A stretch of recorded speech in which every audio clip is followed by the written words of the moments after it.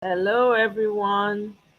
Welcome to my live show. How's everybody doing? I hope you guys are doing okay. Yeah. What day is today now? Happy Tuesday. Happy Tuesday to everyone. Welcome, welcome, welcome. Greetings, highly favored. Why does it feel like it's been a while since I saw you?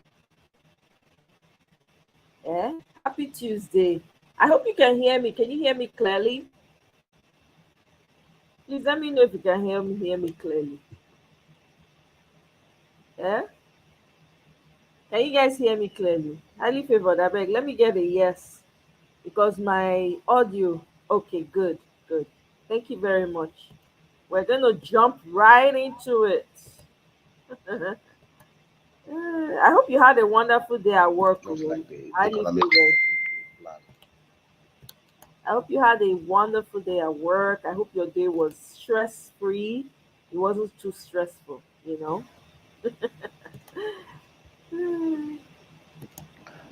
morning, ladies and gentlemen. My name is Nemeka Onyeka Ogereri. The economic stability plan, just like the economic recovery plan of April 2017, is not the solution to the challenges and the problems facing Nigeria. If we want to stabilize this economy, stop the economic hemorrhage, and reset the Nigerian economy to the path of sustainable growth in such a way that will pull out the 197 million poor Nigerians out of poverty and create a prosperous economy that generates nothing less than $350 billion per annum oil and non-oil revenue. Then we need to tackle the problems holistically. We need to look at the problems and directly tackle it without pussyfooting around it. What are the key problems facing Nigeria? Today we have high inflation that are created by different factors. Food inflation, non-food inflation is very, very high. And they are driven by two major factors: forex and price instability, and insecurity and forex instability. Forex instability because we are not generating enough dollar supply compared to our demand, and we are not generating enough dollar supply because output of our crude oil, 85% of our major foreign exchange earning had tanked from the height of 2.4 million barrels a day to the current level of 1.2 million barrels a day. Can we do 2.5, 2.8? Yes, we can do. But we need to generate new investments. Can we generate new investment and stop the leakages and the stealing in the upstream? Yes, we can. On the downstream sector, the refineries are not working because of the criminality, the inefficiencies in the operation and activities of those at the NNPC and petroleum ministry, and that is the truth. A refinery that was built, three refineries that were built in 13 years cannot take forever to fix. Even if we have started to build brand new refineries, we will have built it.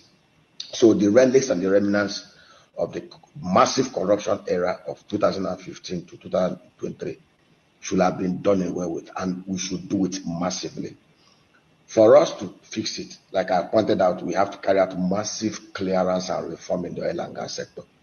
You can't keep on repeating the same thing and expect a new change to happen. You can't keep on fielding the same team that have been in place over the last 5 years without winning anything, and you expect to get users. They are not going to learn anything. They've already been part of the destruction, and you need to clear them, clean up the system, and bring in new minds, fresh minds with integrity, with new ideas. Change the regulation in the industry, and you will see it happen. Massive clearance at the NNDPRA, massive clearance at NNPC, massive clearance at the Petroleum Ministry, across the top level, board management, massive clearance. And then the regulatory space should be shrunk into one, merge everything, and appoint new board, new management of excellently minded, creative, business focused, honest people of integrity to run that place. And you will see results. And the next thing is the federal government of Nigeria must follow after the Petrobras and Aramco. Nigeria is not the only oil producing country. We have our reserve of 37 billion barrels, which can easily be ramped up to 40 billion barrels. Brazil has only 15.5 billion barrels. But the Petrobras of Brazil generates almost about $121 billion annually. Profits $37 billion. Asset size $174 billion. They are 3 times, 4 times bigger, more profitable than NNP. So why? Because of the regulatory, because of the management a good corporate governance culture in that place. And why was good corporate governance culture injected in that place? They did similar thing that we did with Nigeria liquefied natural gas. The NLNG is owned 51% by private sector investors and 49% by the federal government of Nigeria through the NNPC. You could see that is one corporation that is so profitable, so professionally run. We have to adopt what Petrobras did. The Brazilian government, Brazilians are not more honest than Nigerians. They put in place institutional and operational valves to protect the oil and gas assets of the state. Federal government of Nigeria must toe the same line. They must divest. The Brazilian government divested their shares in Petrobras to only 28.5%. The federal government must quickly, NNPC is today valued at over $60 billion. You divest 60% shareholding in that place. Let there be appointed JP Morgan Chase, Goldman Sachs, Stanbic IBTC, the Chapel Hill, let them be the book runners. Within 3-6 months, divest 60% of NNPC shareholding, federal government shareholding in NNPC, do IPO of $20 billion. We'll have $58 billion inflow into the economy. And when you do this, the new private sector led NNPC will be listed on the floor of Nigeria Stock Exchange and the New York or London Stock Exchange. When you do this and shrink, make the regulatory space transparent, just like in Angola, just like in Brazil, when you do this, new investment of over $20 billion to $50 billion will flow into the oil and gas sector annually. Those refineries that have been a cesspool of corruption will start working. And I've advocated it clearly that under the new structure, the new investors will fix those refineries and collocate new refineries. Output will go up back to where it used to be, 2.5 million barrels a day. And when we do this and we have huge dollar inflow as we used to have under Jonathan, we'll be able to defend the naira. The foreign exchange rate will crash down to where it's supposed to be at about 500 to 200 naira to $1 level. Because when there is excess supply of the dollar more than the demand, the local currency will firm up. On insecurity, which is the big elephant in the room, it's already proven that the current security architecture of Nigeria is not working, and that's the truth. And for us to make it work, we need to rejig it. We need to restructure and overhaul it. We need to take security back to the people. Lawful terror deters unlawful terror. Some of the miscreants disturbing us from Boko Haram to ISWAP to unknown gunmen in the southeast to Omar is because they have access to AK-47 and RPGs, and they are not even up to 10,000 of them. How do we stop this? See, the indigenes will protect themselves. It is more people will have more filial blood ties to protect their mothers, their fathers, their wives, their children from hoodlums. Let us make a new arrangement. We wasted with $8 billion to tackle insecurity under Buhari. He ended up moving insecurity from the northeast to every part of Nigeria. Nothing changed. In fact, it became worse. Today we have 3.5 million Nigerians in IDP camps. 300,000 Nigerians in refugee camps outside Nigeria. It's not supposed to be so when Nigeria is not at war with external aggressors. What do we do? In every of the 8,809 electoral ward, let the people, not the politicians, let the traditional rulers, the town union leadership, the clergy, let the people gather and they select 100 of their sons and daughters. Every community knows the father. They know those who will serve the interest of their community, who will not turn the gun against their people. Select 100 from every community. That will give us 8,900 foot soldiers. Foot soldiers that will be train them robustly on intelligence gathering, on use of arms and everything. Get a nursing and nod to produce 4 armored personnel carriers per local government and 3 truck-mounted machine guns per local government area. Provide nursing trucks and motorcycles. Train them and push them back to their communities. Now, let me tell you what they will do. And then raise, even if it means 500 to 1,000 Kenkoso dogs. Train them and give it to them too to work with them. Now, in every electoral ward in Nigeria, create agro-industrial clusters of at least 1,000 hectares where we will drive agro revolution. Every community, every union, every local government area have agro products that are unique to them. This new security rangers will provide guard for this. And then when you've done this, these guys will move into the bushes. They will clear the camps of the criminals who have used gun to terrorize their people under whatever guise and whatever pretext. In 6 months, we will clear out the whole space. When we have security, farmers will go back to work. People will now travel by road. And the cost of insecurity has become so huge in Nigeria. When we have tackled this insecurity, farmers can go back to farm. Nigerians will now engage in more robust 24/7 economy and will become more productive. Now, on the executive order, good. It should be limited to only agro imports. Allowing opening up the space to import all manner of food junks into Nigeria will kill the local manufacturing industry. The only thing we should allow to come in under zero tariff are agri inputs like seedlings, like fertilizer, like agro equipment to support the farmers when we have fixed this security. When we've done this, things will happen. People will be more productive. The refineries will start working. Our crude oil output will go up. And at least we'll have, before even that, 58 to 60 billion dollars that will flow in, that will enable us to protect the naira and stabilize the market.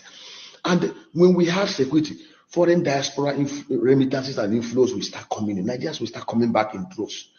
All those centers like Owerri, tourism that have been destroyed by insecurity will pick up again. There is no skyrocket science about these things. So packaging some glossy documents and you call it economic stabilization plan, just like Buhari did with our Fashola in 2017 April.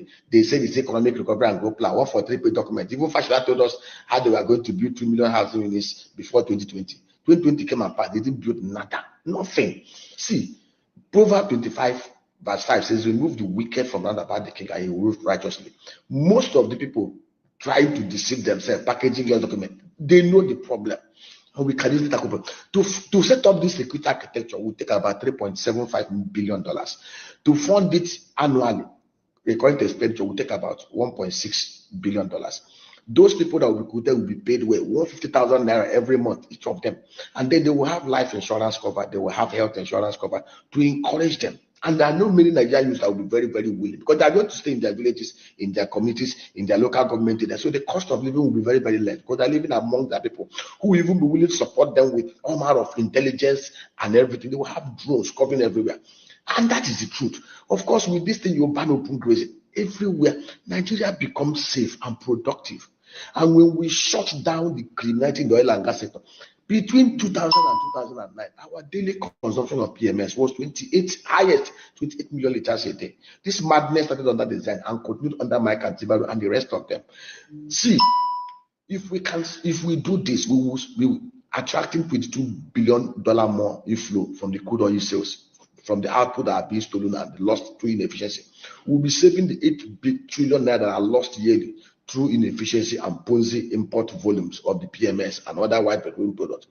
We will have efficiency. See, we can even ramp up output to beyond even the 2.5 million barrels a day. So that even Dangote refinery can have crude oil rather than importing from the US. And we can take over the whole of the Southern African market. It's a 600 million man market. There is no big rocket science about this. So let us stop deceiving ourselves. Providing 1 trillion naira to manufacturers at 9% without fixing the critical infrastructure and doing this, it will not amount to anything. Giving 200 billion to MSMEs at 9% without tackling this, inflation will eat up those funds. So we know what to do. Mr. President, why we wait for the instruction of Nigeria? What I have suggested here in less than how many minutes is enough to fix Nigeria within the next 3 months to 1 year. And your name will be written in gold. Don't allow the motley crowd of compromised people around you to deceive you. Pull the trigger. Do massive clearance in the oil and gas industry. Do the divestiture. Let your name be inked in gold. Yes, many people may not have believed in you based on the number of votes that was cast. More people voted against you, but that is not the issue. When you do these things and Nigeria start working, you will woo and bring everybody down to your side. Nigerians are very forgiving people. Nigerians are not too difficult to please. Go to Abia State and see what Alex Oti is doing. Nigerians rejoicing over street light. How much more when you can give them security? And you can do it. Thank you and God bless you.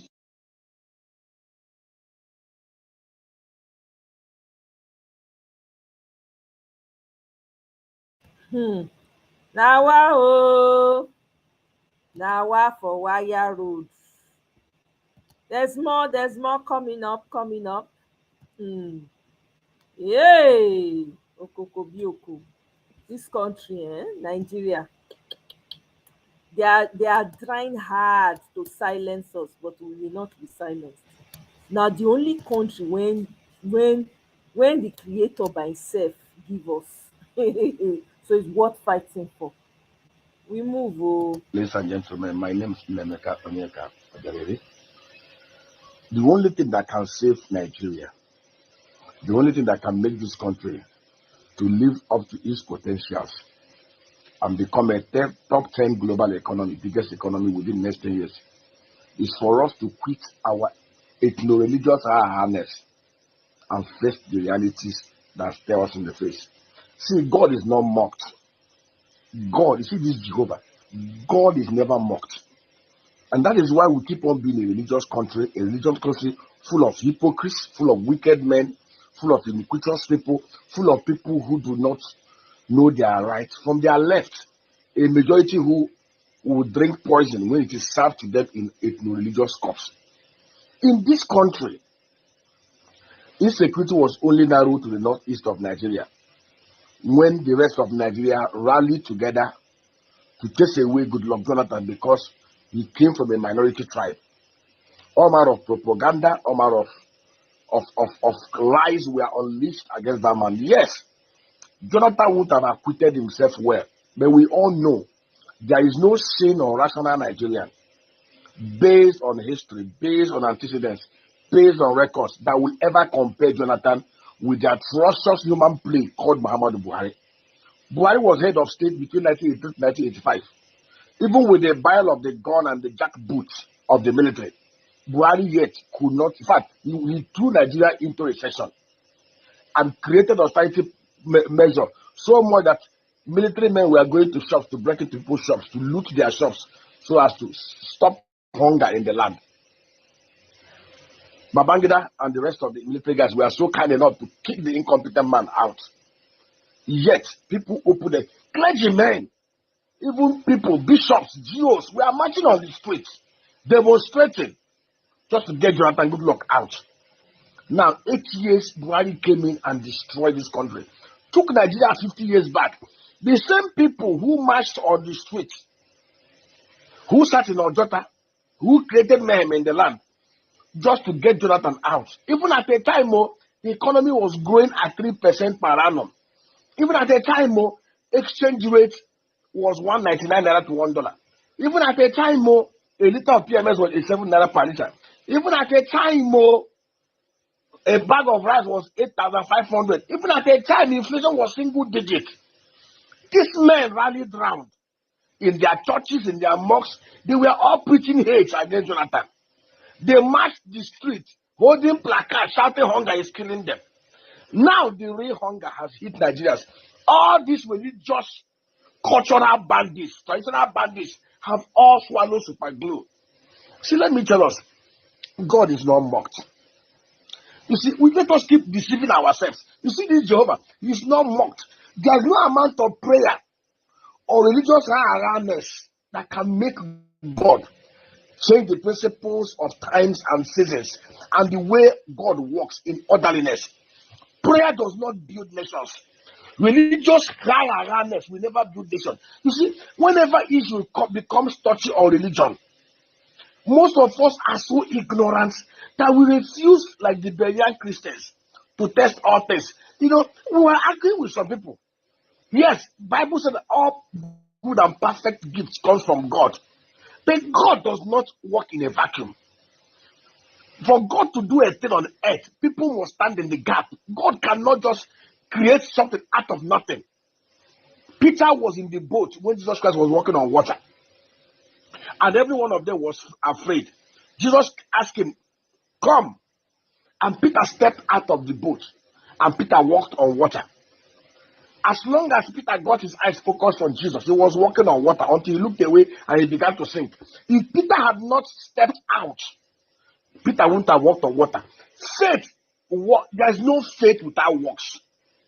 We were just arguing, yes, it's God that gives a child, and that is true. God gives children.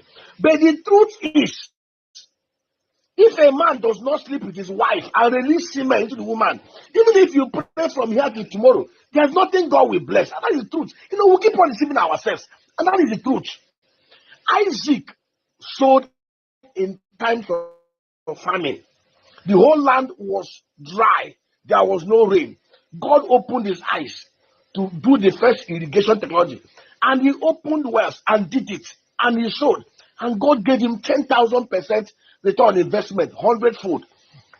Despite the fact that God gave him revelation and asked him to stay in Gerar. If Isaac had not tilled the ground, sowed the ground, and put water on the ground, there's no way Isaac would have reaped 100-fold.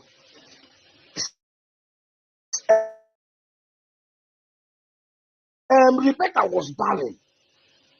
Isaac prayed for Rebecca. Isaac slept with Rebecca for Rebecca to conceive and for God to bless that seed. You must give God something to bless. Jesus Christ used the boat of Peter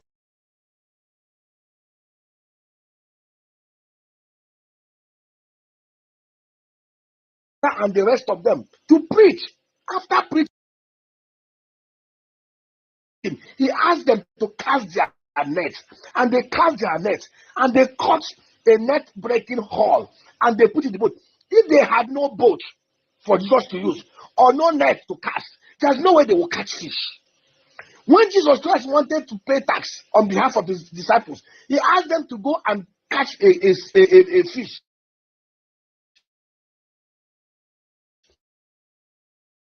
And they used a hook. With that hook and catching that fish, there's no way those guys will bring money from out of that fish. And that's the truth. Most of us have been so brainwashed by religion.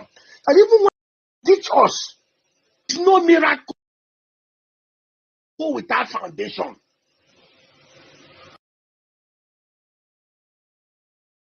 Jesus Christ was preaching in a place.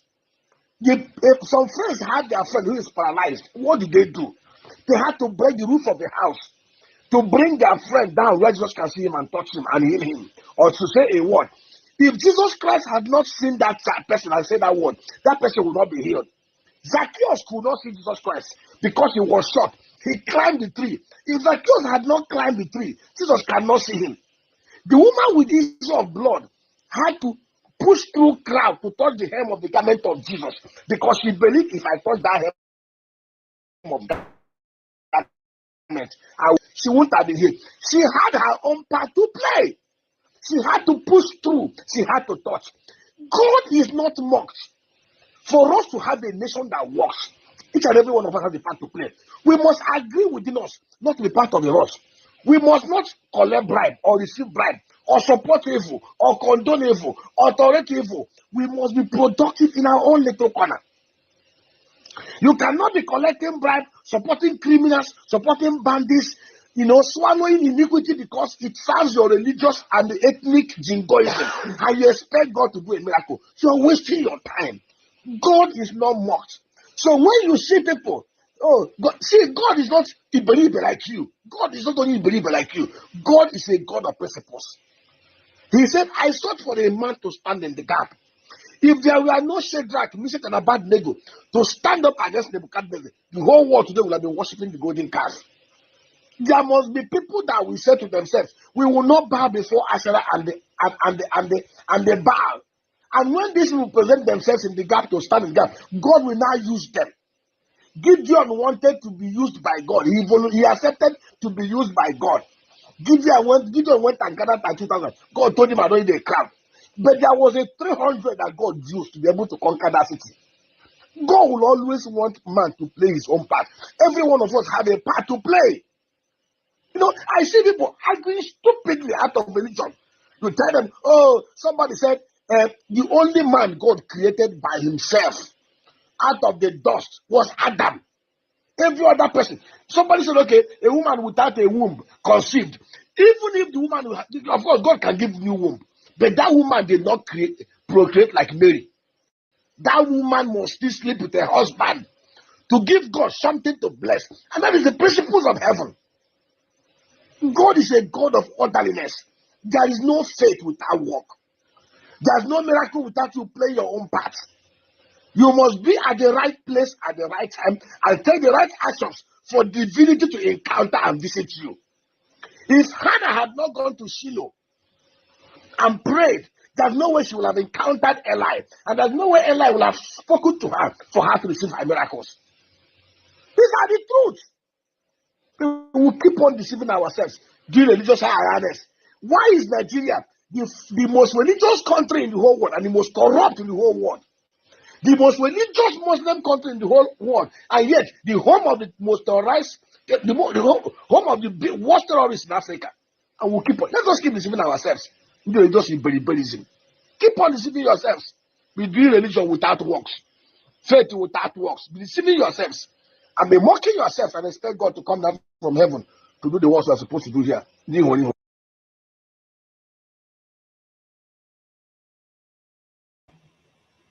Una don hear am o, no be me talk am. Hey, welcome Annie, greetings. Thank you for stopping by. Una don hear am, abi? Okay, there is more because Nigerians una must hear word.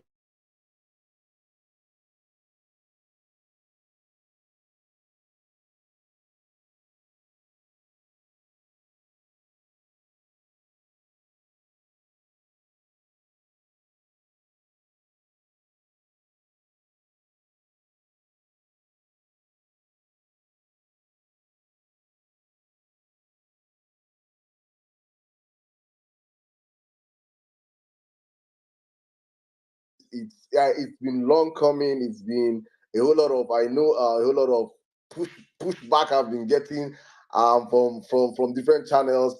But it's good to have you tonight. And Nigerians and their thousands listening to you right about now. I think I'm just going to give you the next few minutes for you to introduce yourself better than I have done, and probably just share with us the state of the nation from your prism and what you really want to talk to Nigerians about right now. Thank you, man. Welcome to the Violence Space. Thank you very much. So I will assume that you have well introduced me. I don't have that much to add to what you already said. But I think that the critical thing to It's always been a pleasure. Last year, 2 years ago, people thought we were mad. I think this is just the beginning. It was a joke. He always says, let's just wait till someone was telling we're giving him this Salah in right now. But anyway, I'm not here to, and I think we're on top of the hour. But brief submit with us on the platform. If you have questions, I think we should be trending the state of the nation hashtag. Probably let's use that to track the conversation and keep it where it is out of the space. We can keep the conversation going because honestly speaking, I've always said for a very long time that if there's one thing Bola Tinubu have in his locker in droves is that there's enough agenda to distract us, and he will keep them coming. He will keep them coming. Right now, people are in hunger, dying of poverty, but we're talking about new state and new that and new this. He will give us talking points. We go talk tire. So it's important that conversations like this, we learn to make sure that it stays in the front border for Nigerians to really dialogue about what truly matters. NC is coming right now. Good evening, my brother. Hello, Nigerians. Good evening, everyone. Good evening, Obedience. I just want to say, I really look forward to Obieze Kwesili on this platform. She's a very intelligent and cerebral woman. I'm very sure it will be a stimulating conversation. But please, Nigerians, never relent, never settle. I appreciate every single one of you and every single thing you are doing for this country, especially Nigerians in the diaspora, because you guys are actually in working, sane societies, and you're lending your voice to what is happening in Nigeria. I have reduced my speaking of late, not be say anything, but because we spoke for 2 years and all the indices came out. Yesterday, Tayo I know was talking about what he's going through with the Nigerian passport. And you see these devil worshippers, these children of the corn. They go out there, they start gaslight. Everything is a problem. I said it before, one man can terraform an entire tribe, an entire country, an entire set of people. Bola Ahmed Tinubu are the type of men that should never be allowed near governance. And we are where we are. They have no plans. All of a sudden, their coastal highway of destruction in Lagos State has stopped because of submarine cables. But when we were asking about ecological impact assessment, nobody would give these things. I saw a post on financial planner Carlos page, where with about 5 trillion naira, China built an entire city of almost 30 something thousand apartments in Angola or somewhere. And he was trying to propose this idea to Ogun State. And you will see these devil worshippers in his comment section asking him, just I don't know what twilight zone we are in right now in this country. They have a But covenant with poverty, my brother. they are devil worshippers. Look, there's a level of poverty. At least you look and tell yourself that this is not normal. They are devil worshippers. So I've reached a point where we must keep these conversations going. We must keep talking, keep talking. Bola Tinubu has no plan of fixing. Buhari was at least nepotistic. This one told you people our local, but has no plan of fixing one road in the southwest.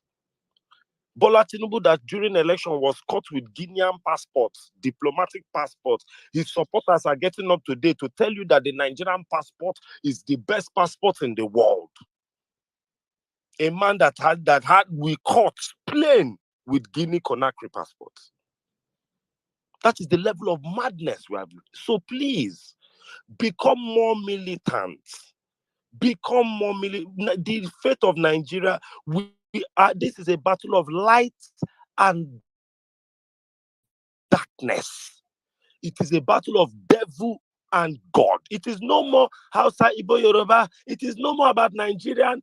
Look at now, it's restructuring. Is this system? Please, I beg you guys, don't lose focus of Nigeria.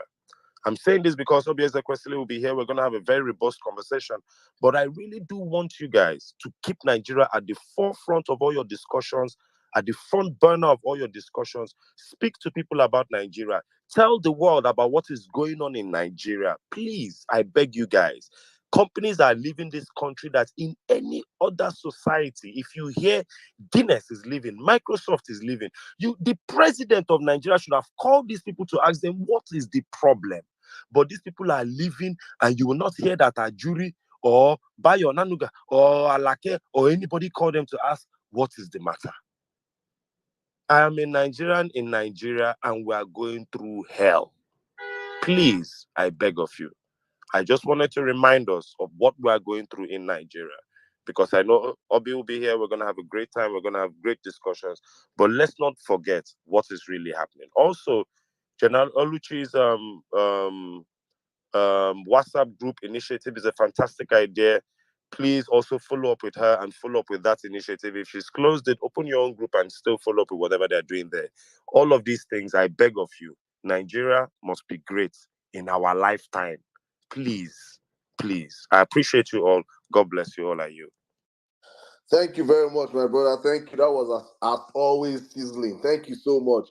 Well, guys, while we're waiting for the woman of the moment is right here with us on the platform. Madame herself. I call her Madame Due Process. They call her Madame Due Process. We all call her Madame Due Process. It is always been a pleasure to have her amongst a whole lot of great Nigerians have shared this platform with us. We have had great people come out here just to continue the conversation of a new Nigeria, to share their wealth of experience, knowledge with us on the platform. And today, guys, on the platform, we have unknown Nigerian. You might hate to like her, you might love to hate her, you might love to love her. Wherever you stand, we are out here today with a very patriotic someone bring into the conversation right now. But before I jump into that, guys,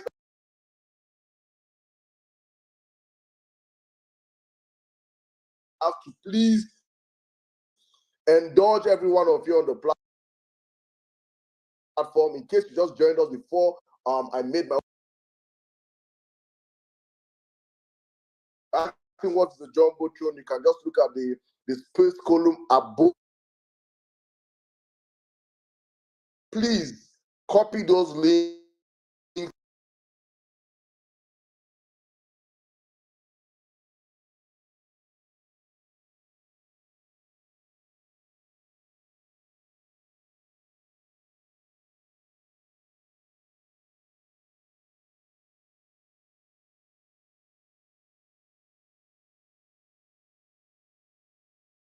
Someone very great to this country is about to jump this platform right now.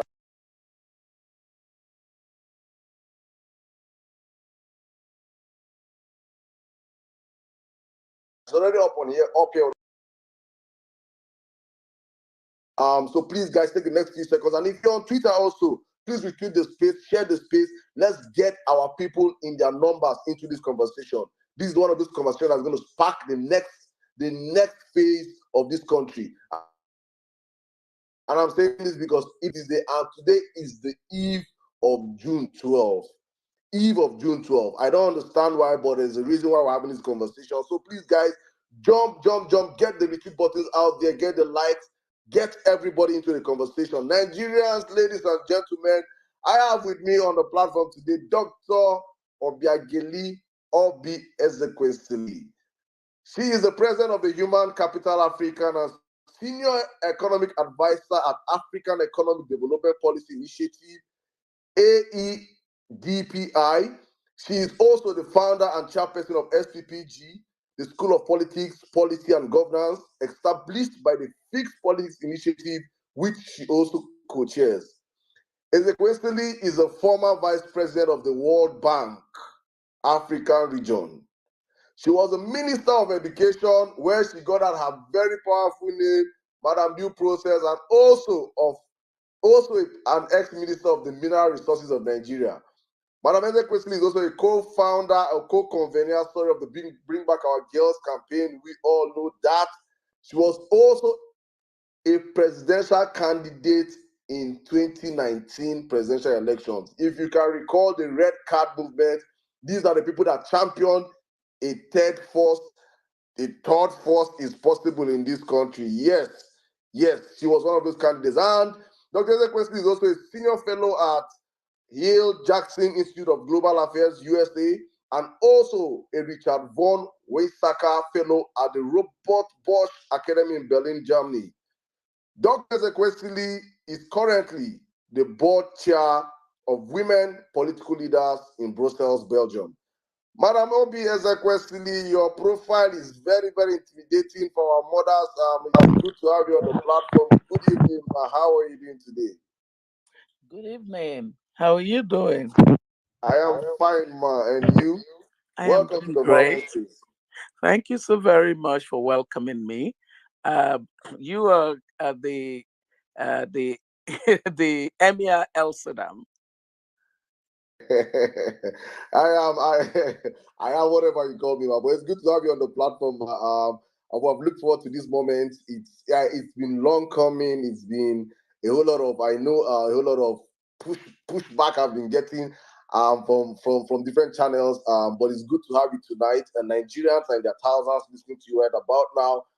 I think I'm just going to give you the next few minutes for you to introduce yourself better than I have done, and probably just share with us the state of the nation from your prism and what you really want to talk to Nigerians about right now. Thank you, my welcome to the Violence Space.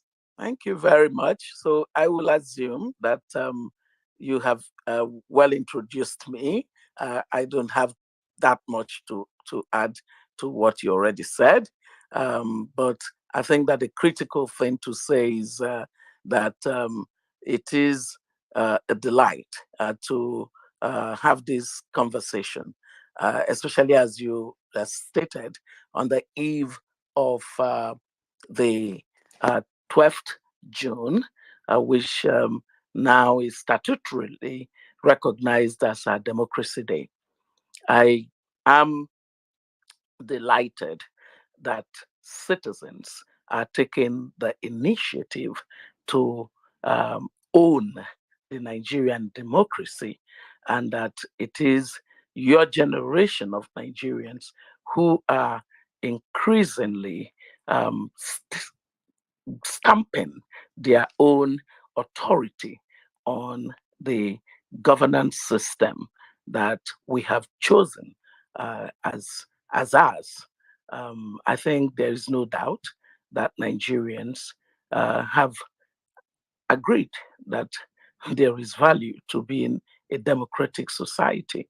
And so far, it hasn't delivered in the way that we all expected. But nonetheless, I think there is this sense that democracy does ultimately work to support the political freedom that is necessary for economic freedom, that is necessary for individuals to thrive within society for inclusive prosperity. Now, with all of that said, you are focused on the state of the nation. And one thing that those who attend the School of Politics, Policy, and Governance, which is uh, very well known as the SPPG, is that we have a mantra: in God we trust, every other person must come with their data. The reason that that is important is it saves us a lot of argument if we can agree that certain measures of the state of affairs of any society can be uh, commonly agreed to by virtue of the standard of measurement of performance. And so when we talk about the state of the nation, often you think in terms of the socioeconomic issues, and even more so, the fundamental issues of the state of the security and stability and resilience of a society, the state, the economic state of that society, the political resilience of that society, such other things around the social cohesion and the degree of social capital. And so, one standard measure that we do know for determining the prosperity of a society is to look at the issues around GDP per capita, because that is better than just mere GDP size or GDP growth. The GDP per capita tells you the story of a country in terms of the standard of living of the people. And so, if we just sort of said, let's use that catchphrase of GDP per capita to determine how we are doing as a country, one thing that data shows clearly is that we are not doing as well as we once were doing. So, in the last decade, we have seen the GDP per capita, particularly, take a deceleration, not just a deceleration, but a serious one at that. By about 2014, we had come to a GDP per capita of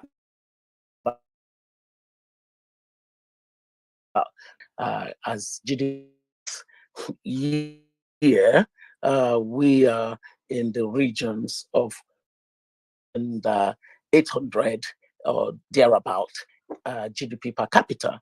Now, if you sort of don't fully understand it as a measure of standard of living, If you then decided to put it side by side, contemporary countries' GDP per capita, and when you say a contemporary country, for example, I would, you would probably say a contemporary country could be a country like, any country that we gained independence at about the same time, or a country that is of a similar size as our country. You could take any measure as a basis for understanding that.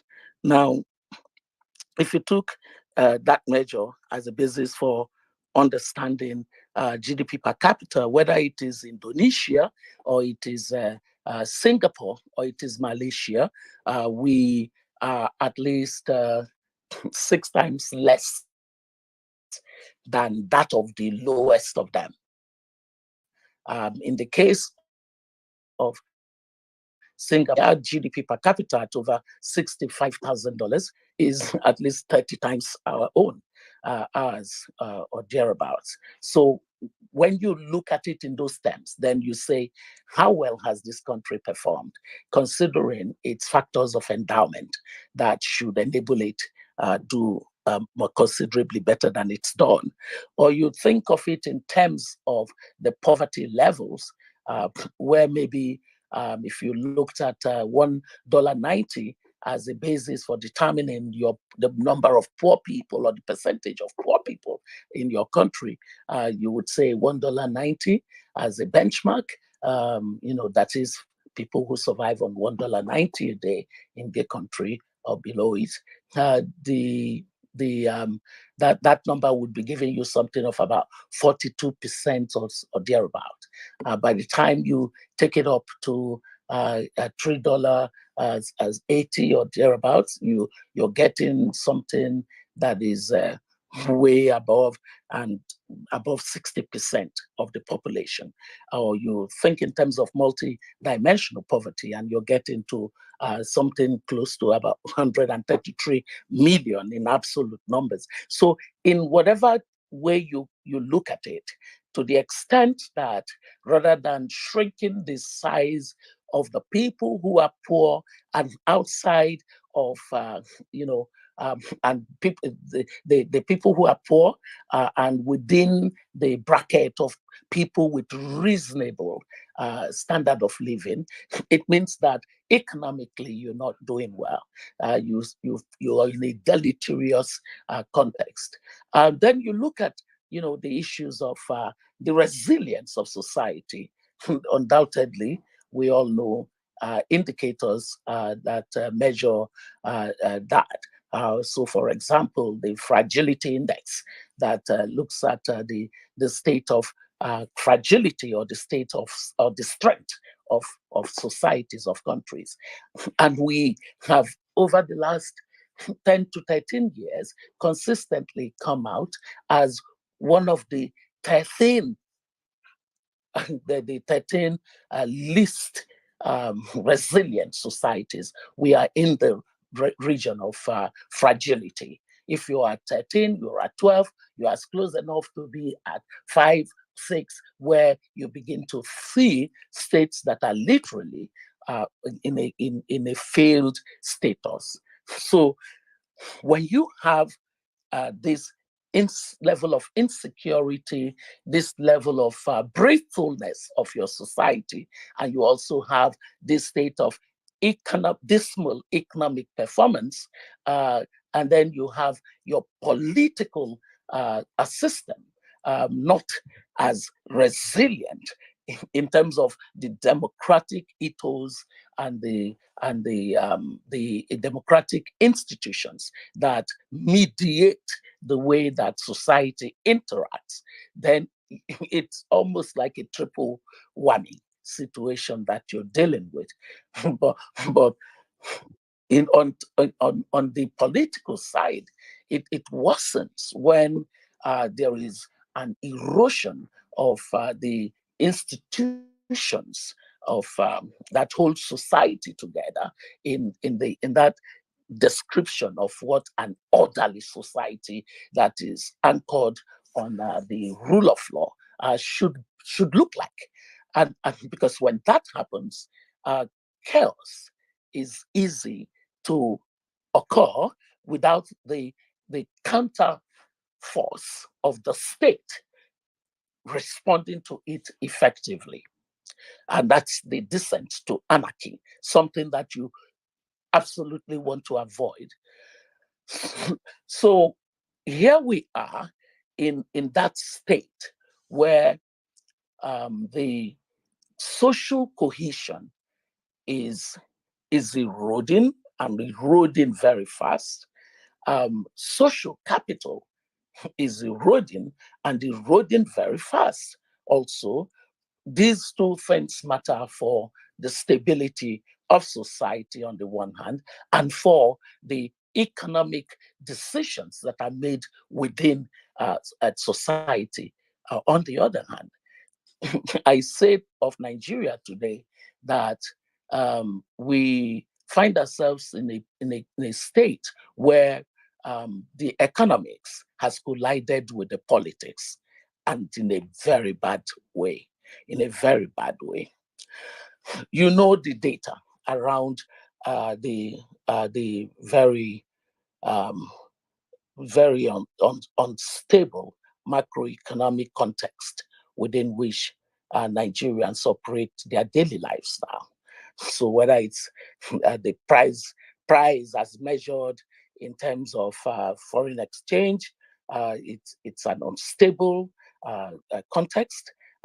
The volatility of exchange rate, although relatively stabilized now, but around the region of number that makes it still incredibly difficult for a lot in terms of real productive activities to happen within the economy. I'm trying to keep this as simple language as possible, so that all of us who are listening can at least be part of the conversation that follows.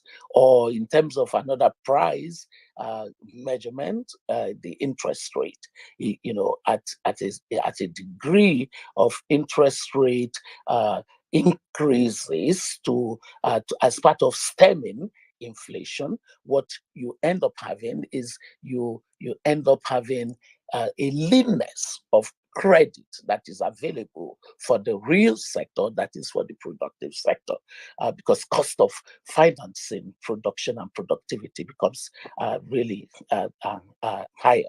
And so when you have these macro fiscal conditions that have played out, you then have situation of high unemployment, resulting also from a number of the policy choices and direction that have confused the consumer and confidence, as well as the investor confidence. So if the confidence in the economy is whittled down significantly, as we've seen over these years of poor economic policy direction, then what happens is that the economy doesn't attract the kind of investment, whether it's in terms of its own indigents making those decisions, or it is the signaling that the internationals would have to say this is a credible destination to bring in private capital.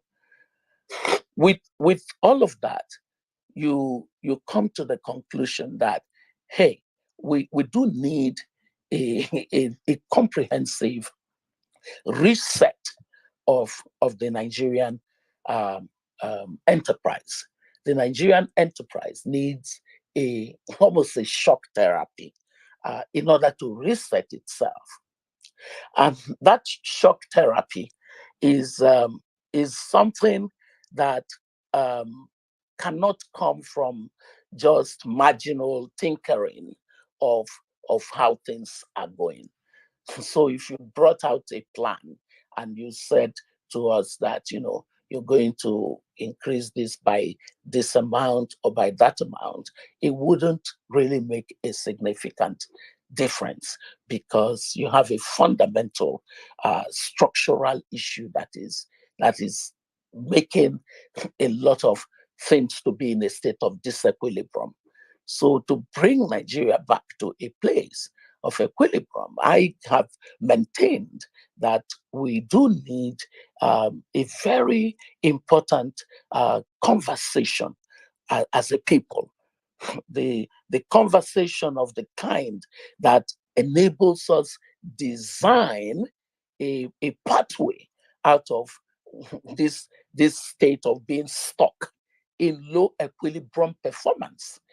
Because the way that what we have been able to make of ourselves, pale in significance or in relation to what we potentially could be, is so wide. The spectrum, the gap, the ambition gap is so wide that we can't stay with these, marginal tweaks and little improvements that then wash away over time, and then we dig ourselves into a hole. So clearly, there is a dysfunction in how we have turned out as a country, and this is not this is not something that is not backed by the evidence of the uh, of the of the relapses that we have seen, even after moments of little breakouts of good performance. Um, that being said, I look at the the context in which you, as a group of Nigerians, are having the kind of conversation that you hold on your platform. And I remember that you are a product of the 2023 elections and the aftermath of that election, and how I listened to what you were saying before I started speaking, which was clearly articulating a very strong disenchantment at the way at the direction of the country. And when I think of how you all have gone about this, it just resonates with what was also our own generation's state of mind in the when the 19 the elections that MKO Abiola won in 1994, when that election was nullified. He was exactly, we were probably the age of some of you at that time. Some of us were a little older, but the outrage was essentially similar, because we had been a generation, at least my generation. Some of you know that I did celebrate my 60th birthday last year, so I'm 61 this year. And for my generation and people within my own age cluster, we had seen much more of military rule than we saw of a democracy. And so the 1994 election was like, oh wow, we're going to get freedom finally. And then it was annulled, and it incensed so many of us. And for the first time, we actually had a number of us who were professionals, now doing what Aisha Yusufu, for example, says, no, don't call me an activist, call me an active citizen. We became active citizens through concerned professionals, and basically held our ground that that election needed to be reinstated, to be recognized, and the winner sworn into office. That put us within the kind of agitation that all of you make today about your democracy. So in reflecting on these periodic eras in our history, I came to the conclusion that there is a generation, the one before us, that were the generation that struggled for independence in Africa. in the 60s. And then that independence came. Both political independence ostensibly came, and then we got uh, ourselves into military adventurism as well as civilian dictatorships. And there was a generation that then had to campaign, and that was the baby boomer generation of that is my generation. We became the campaigners for no, enough of this. We've got to get democracy. But that wasn't enough because that so called democracy did not result in what I call the democracy plus, which is democracy plus the benefits of improvement in the standard of living of the people, improvement in their degree of freedom and the environment, the opportunity to thrive within an environment in whatever direction that is consistent with an orderly society they chose to follow. Now, it is your generation of the Gen X's, the millennials, and the Gen Zs now having to get into yet another liberation struggle, and that liberation struggle is the one that you are engaged in now. And if I should define that struggle, I would say that your struggle is a struggle against your domestic domination by the political class that have monopolized democracy to the utter neglect of all other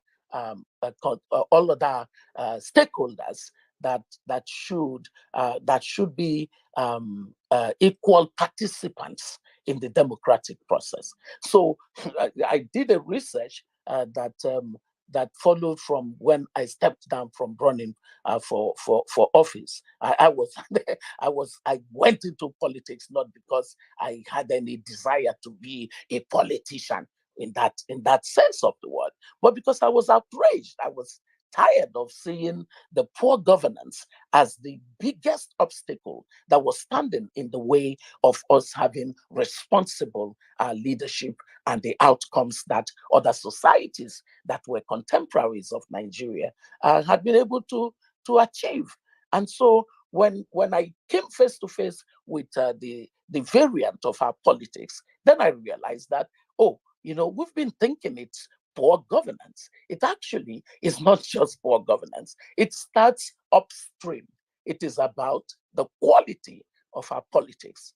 The quality of our politics shapes and frames the quality of governance. What we were doing in my generation was to think that, if only we could just get the right policies and build the right systems and structures, everything would be fine. We hated politics, therefore, we stayed out of politics. In the process of making such costly decisions, what then happened was that we held politics in contempt, and therefore, the contemptible were the ones who had the field open for politics, and they seized it. And now, what you have across Africa is a situation where Africa's least qualified end up in politics. Africa's competent, capable, and ethical ones will mostly vote for life outside of politics. It's an anomaly. It is an anomaly, and we're paying the price of that anomalous situation. So the research that I did showed clearly that if we continue to joke with politics, we have no reason whatsoever to expect the good governance that ultimately leads to the kind of sound policies, whether they be macroeconomic policies, they be sectoral policies, structural policies, policies in broadly for development that countries like the Singapore that we talked about earlier, or even close home, a country like Botswana, that equally came into plenty of rent from diamonds, but some level of macroeconomic policies that were sound, that were sensible, enabled it to buck that what we call the Dutch disease, the problem of prebendalism, where the political class capture the rent and it becomes a source of resource conflict. And then they just completely gnaw their, just digging into that commodity to the utter neglect of all other policies that would support diversification process and a translation of oil revenue or copper revenue in the case of DRC into human capital, physical capital in form of investment in critical infrastructure or building the right systems and institutions anchored on the rule of law to provide an enabling environment for private enterprise, for activities outside of that enclave economy of minerals or oil, as the case may be. So, if we then know clearly that we have so badly underperformed, but that it is possible to change that by changing something of our political culture, of our political incentives, of our political institutions and landscape, then we needed to understand it better. And so my analysis was to look at the nexus between politics and economic performance of countries. And clearly, a strong correlation exists.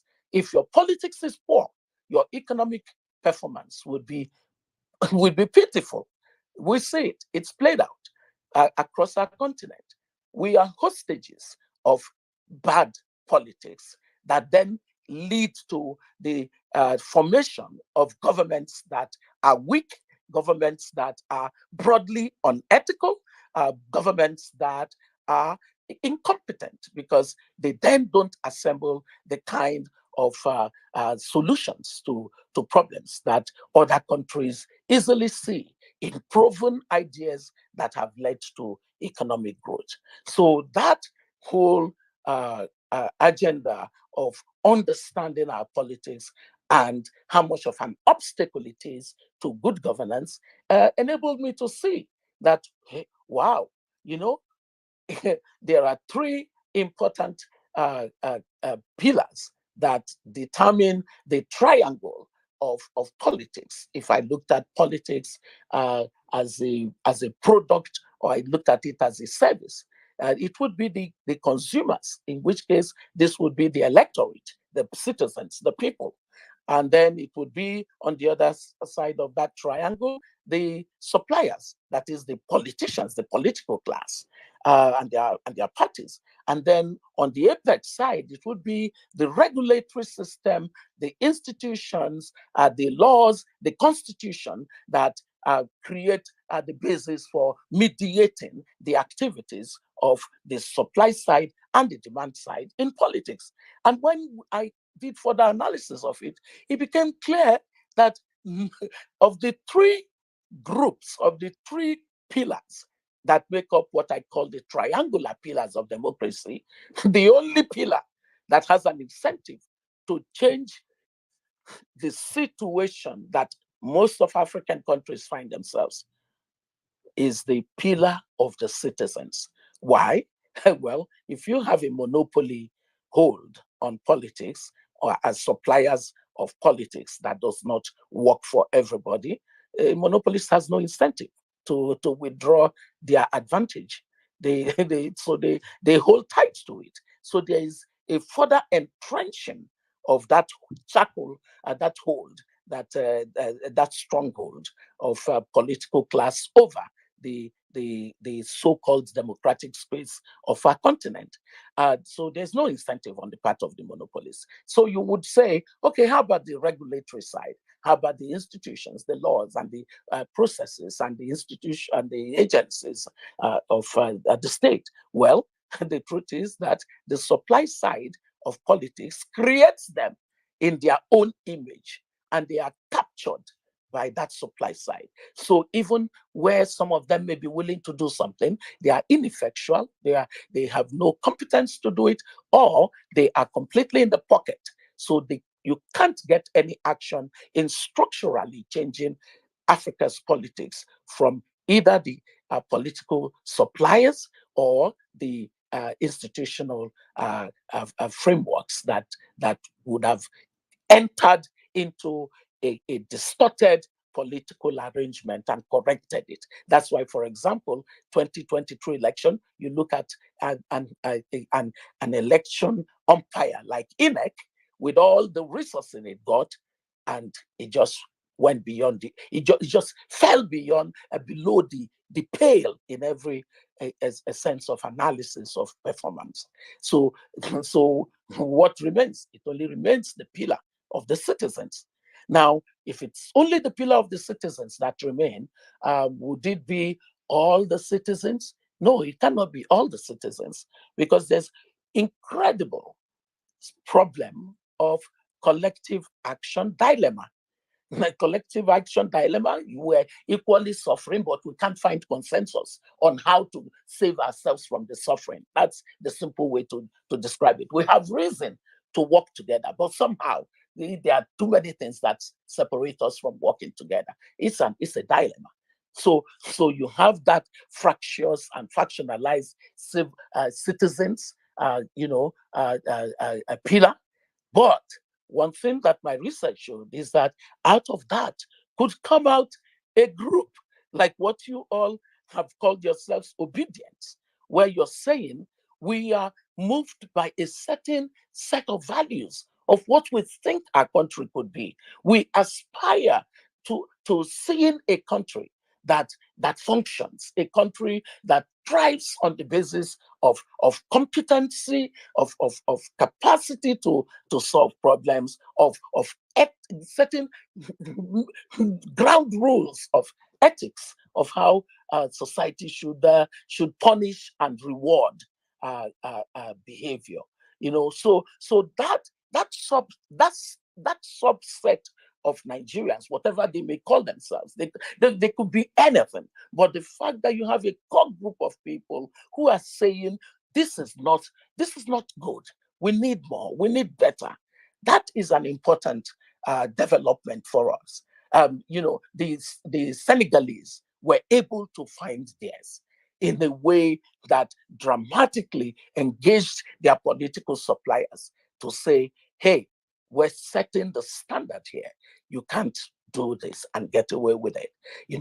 Many other countries have done theirs, but in the direction that is now at crutch purpose, of course, with democracy, because you have military takeovers again, and the citizens are happy to just find that something different from the political suppliers that have kept them down, has seemed to have appeared. But for how long is that a solution? So the enduring and sustainable solution is the kind of process that you're engaged in. And that's where I then, try to wind down by saying that the emergence, for me, the emergence of this set of Nigerians who are in the Gen X's, the millennials, the Gen Zs, just with a certain level of political consciousness and political literacy to engage the sometimes arcane issues of governance in the way that you all have been doing is a plus. Even if you don't like the obedience as a movement, you should be glad as a Nigerian that we now do have a diverse group of Nigerians in larger numbers than we had in those 90s, that are saying, hey, we want a society that is reflective of what a 21st century Nigeria could be. We want governance that is accountable, that is effective, that is responsive, that is participatory, that is anchored on the rule of law, that is equitable, and all of those important characteristics that make up what we call good governance. I see your engagement, and that's what you ask for. That should be something welcome by all of us, especially my generation, because I mean, come on, we cannot be the ones designing a world that we will not live most of our lives in. We've lived most of our lives already. So you designing a pathway into that world, whether we like you or we don't like you, should not matter. So your emergence gives me plenty of hope. I am known for saying that hope maketh not ashamed, and hope is inexhaustible. For some of you who have fallen off the way and said, it's too much. No, a liberation struggle is never too much. Except if you don't want freedom. The freedom from the colonial masters, the freedom from military rule, or unfortunately for some of the countries that have gone back to it, that's sad. Freedom from military rule, second, and now freedom from domestic colonialists in the form of a class of political actors who act as predators on the systems of governance. Look at the kind of state capture that we have seen across our continent. It's almost like, prebends, the Catholic prebends that they share. You give people different portions that belong to them, and that's it. That's not what you cannot build prosperous societies that are resilient, that continue to thrive on the basis of the two critical economic issues of productivity and competitiveness. We're lacking those two things, essentially because the political foundation that gives the signaling on the incentive that should drive enterprise in our society are completely captured. And where they are not captured, they are so eroded, they are not capable of arbitrating what they should or would normally do in other societies. So I end on the note that um, the prospects that I see for Nigeria is dependent on you as citizens really staying the course, and never giving up and never saying this is too much. Nobody's even appreciating. Nobody's going to appreciate. For goodness sake, regardless of what anybody would have told you about an obvious question, the truth is, obvious question is just this woman who is upset at the fact that we do not in any way represent anything close to what is possible, And hey, when I went into government, I was with that kind of mindset that I went into government. In all the spaces that I occupied, it was with that mindset. I wasn't ready to celebrate any little. It was basically we had to, just give our all to do better, because what are you celebrating? What is there to celebrate? Even if in the period that we were in government, we were averaging 6 to 7%, it was not enough to lift the number of people that needed to be lifted out of poverty. So there was still so much more. And for me, I look at it as as totally a poor use of privilege for us not to create more opportunities to give other people the privilege that we have had. So when I see you in your advocacy, when I see your irritation and frustration, and sometimes your your total uncooperativeness, even on matters that you could have cooperation as a way of moving together to solve problems across this country, because this is not about the ethnicity of it. Is the fact that you should not be happy that this is all that Nigeria has been able to make of itself. simply because of the quality of its politics and its political class. It should be upsetting to all of you. And you should be able to cooperate around that and to say, we want to design a Nigeria that works. That's the liberation struggle you're in now.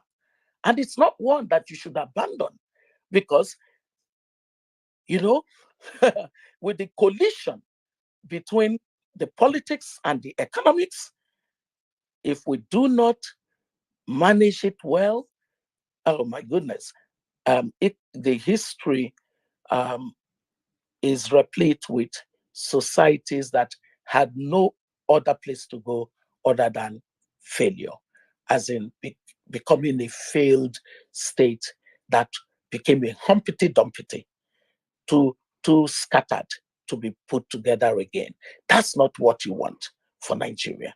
No matter, I actually think that a lot of people who are angry at the situation in the country and they have all kinds of forms of agitation and curse out Nigeria every day, they really don't. When you go to the heart of their heart, they are crying out for Nigeria. They are essentially saying, "Oh, I wish that this country would work. If Nigeria worked, my goodness, people would be so motivated to give everything to it." So it is how to build that consensus for the citizens to hold down their political class, hold down the National Assembly, hold down the presidency, and say it is time to allow a design of a Nigeria that works. This whole tinkering of the constitution by the National Assembly, one morning they tell us this particular clause is going to do. No, no, no. That doesn't work. And that's where I say to you that we do need the a design that helps us to agree what our shared values are. Every country that you see that we envy, there are certain shared values that, regardless of your tongue, your language, your ethnicity, your color, your whatever, some shared values are fundamental. And then a national vision, and because we ought to be saying, based on our conversation, what is the vision? What vision do we have for Nigeria? Well, what Nigeria do we want to see? Regardless of what our cultures may be, there must be a vision that we all agree, of a prosperous society, a society that allows everyone the opportunity to be the best that they can be, and such like. And then we need to sort of say we have many different identities. How do we have a discussion around what would be a minimum set of things that we agree, and therefore use them as a basis to say, this is what makes me a Nigerian, and that's what makes you a Nigerian, regardless of what may divide. So we don't have that. We never have really discussed that as a people. There was an arbitration or mediation of the process of us being Nigeria by the colonizer. In the absence of the colonizer, the kind of conversation that the people of a society should have. In a way, you would say the apartheid situation enabled the South Africans to have some measure of that in the at the end of apartheid. You could say that also happened in Kenya. And in these two countries that I speak of, it ended up in a citizens uh, centered constitutional process, because the process through which the ground on which a society is built, if it is shared by everyone, even where there have been disagreements as to what enters into that constitution, there is a sense of ownership of it that then begins to support all the other things that follow in policies, in institutions, in choices of investment, priorities, so that all of these things together then create the basis for growth. I I end by saying that if anything gives me hope on our continent, and I've said this publicly so many times, it is the fact that we have young people like yourselves. Now, young people are game changers. I wish we had even the much of you that are educated. You're game changers. That's one. Number two, the African women, that the Nigerian women, there is something about the coming on of the women prize, the engagement, the finding their strength, finding their voice. When I see some of you, some of the women, the Aisha Yusufus, the Maurins, the Oluchis, the Sarah Ibrahims. There are so many of you that are just, when I see that use of voice, that that power of being able to say, yes, I am a woman, but it has not in any way diminished me. I have the capacity to engage the subject, the issues. I am as productive as the environment enables me to be. Now, the dormant asset that we have in women that have not participated politically and economically on our continent will be unleashed, and that would be powerful. And then the third thing, the power of technology. Now, these three game changers are really yours, and you can do a lot with it. So I just encourage you to stay on the mark.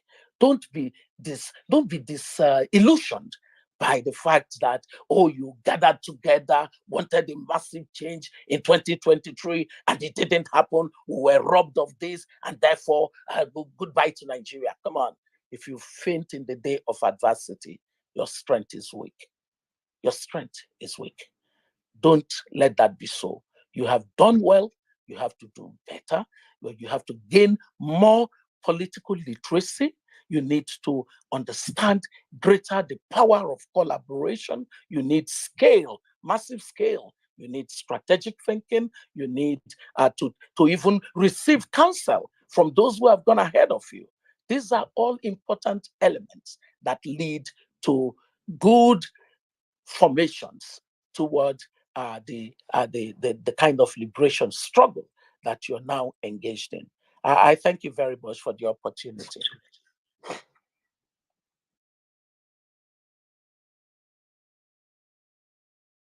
Well. Welcome, everyone who's just joining. I welcome you specially. Thank you so much to all the listeners. Kene, now so your voice they tremble reach. No, in they ask you. Michael was asking you who was speaking. Hey, you don't carry small time. You want to the your body want to the spark. Kene. Michael, oh, welcome. How now? Michael, are you there? Michael is not there. Okay.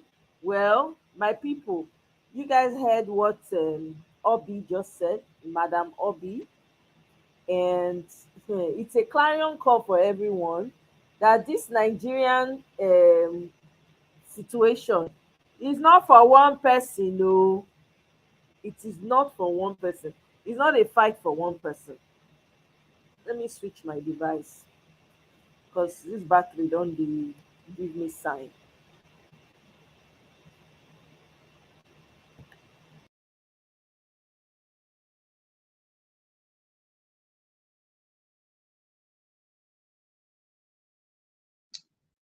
Sorry, can you hear me?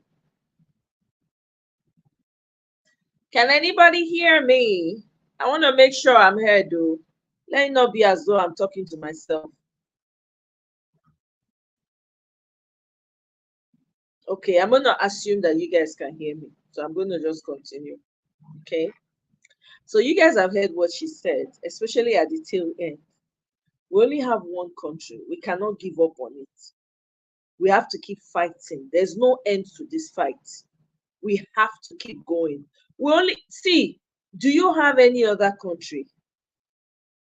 We don't have any other country. Now this one, it's okay because I get tired and I get overwhelmed. I'll be honest with you guys. I get overwhelmed.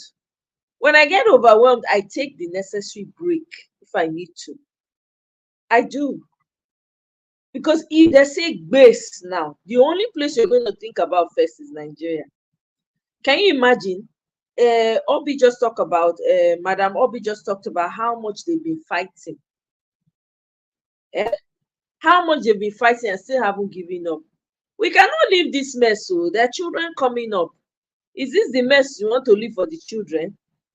And I know our skin color everywhere in the world, everybody they look us side eye, side eye. E no reach time make we go fix our own. E never reach time. It's just that I don't know with the whole LP thing and all of that. I don't know. At this point, I'm just saying if you know that you want to run, you want to be a politician and you want to do politics, just find a way to join grassroots politics.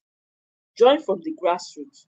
Don't come from the top and want to be an opportunist and take over. Be waiting for when they are selling tickets for local government chairman or whatever. You have not played any role. Nobody know. You just want to quickly enter so that you can take advantage and chop your own money. The problem with Nigerians is that everybody is selfish.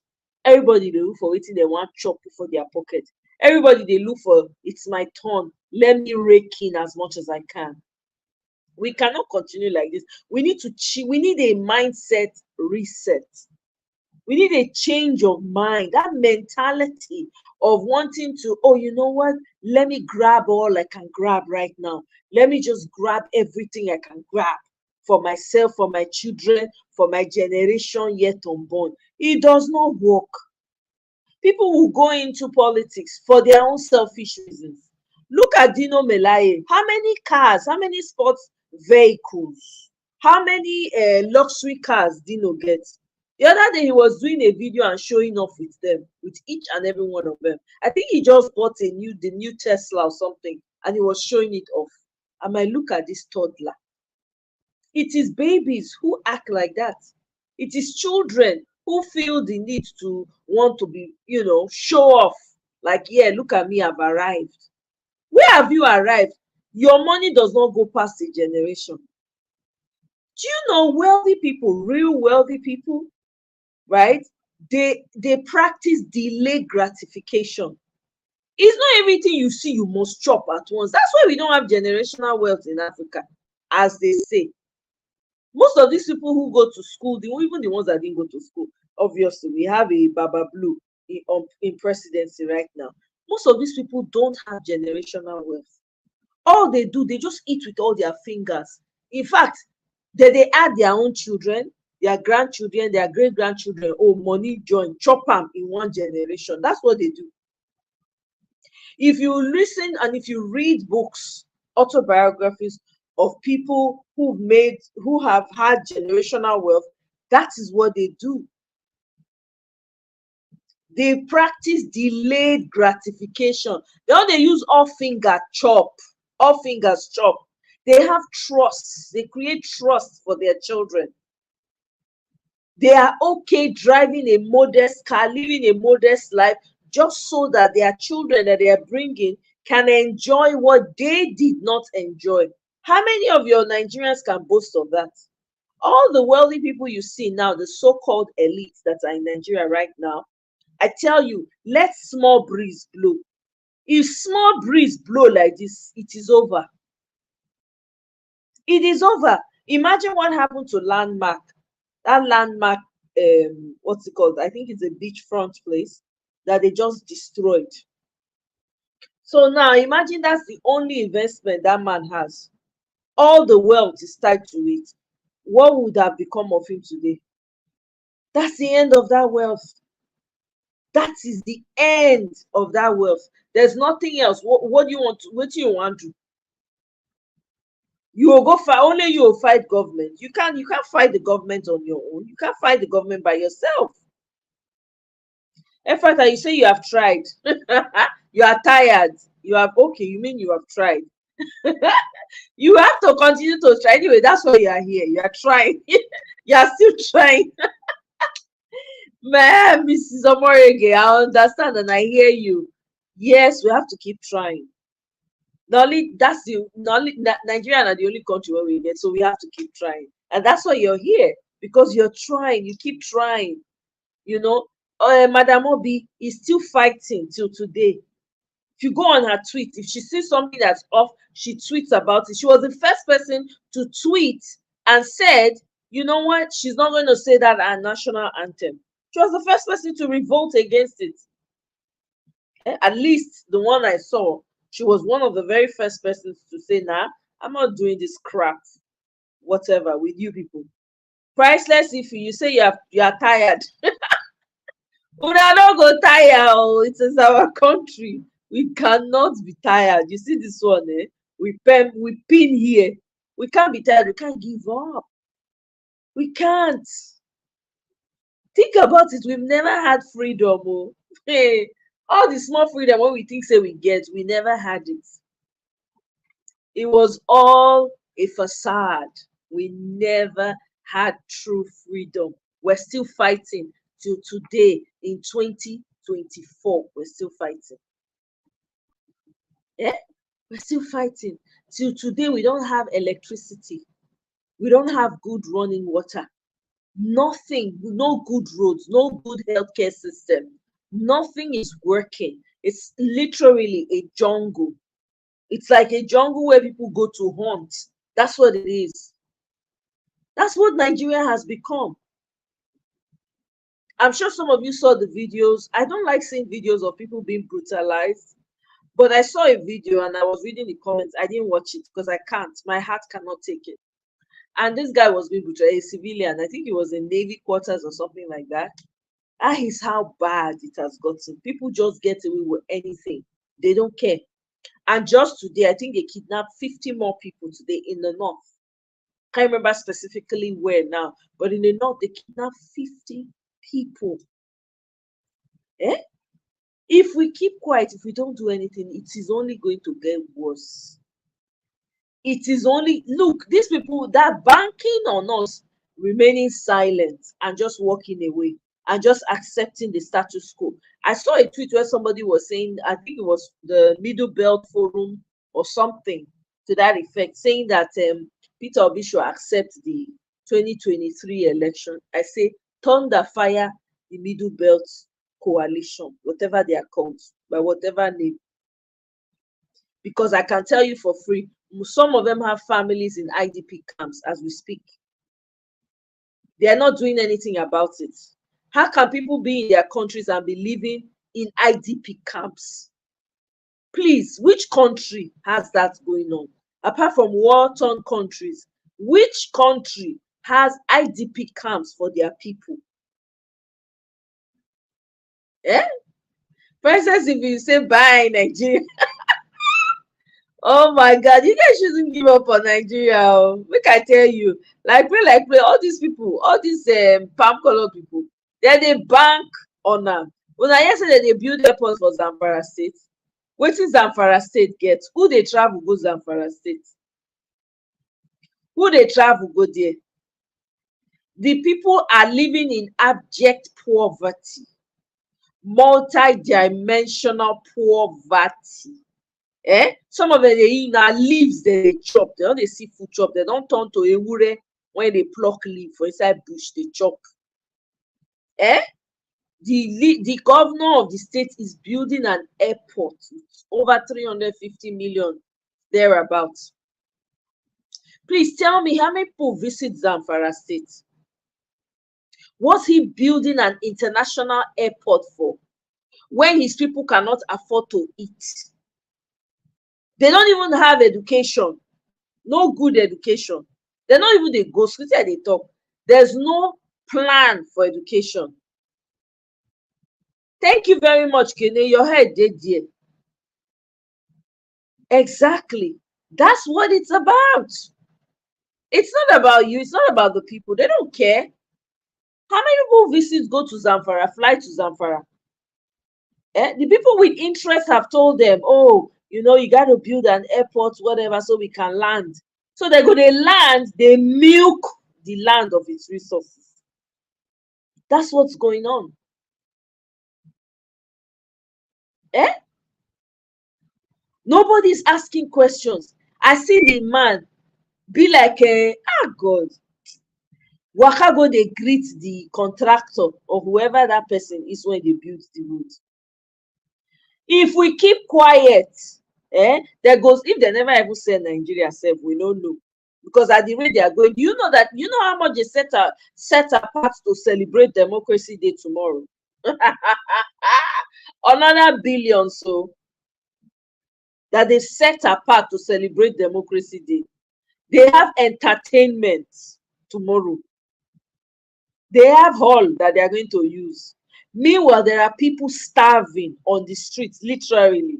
Let me tell you what these people's plan is. And I'm sure you guys already know this.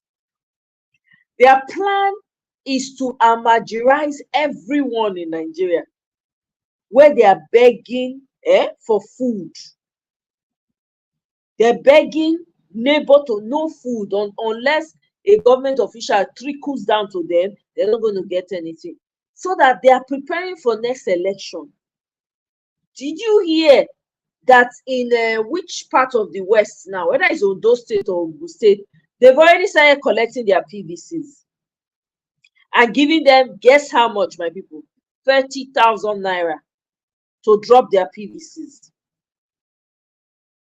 These people are moving ahead. They are planning.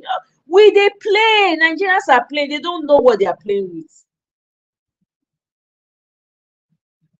They've impressed on the people to drop their PVCs with them, right? So that they can use it when they need it. So their people are dropping, they're demanding, they're asking them to drop their PVCs, right?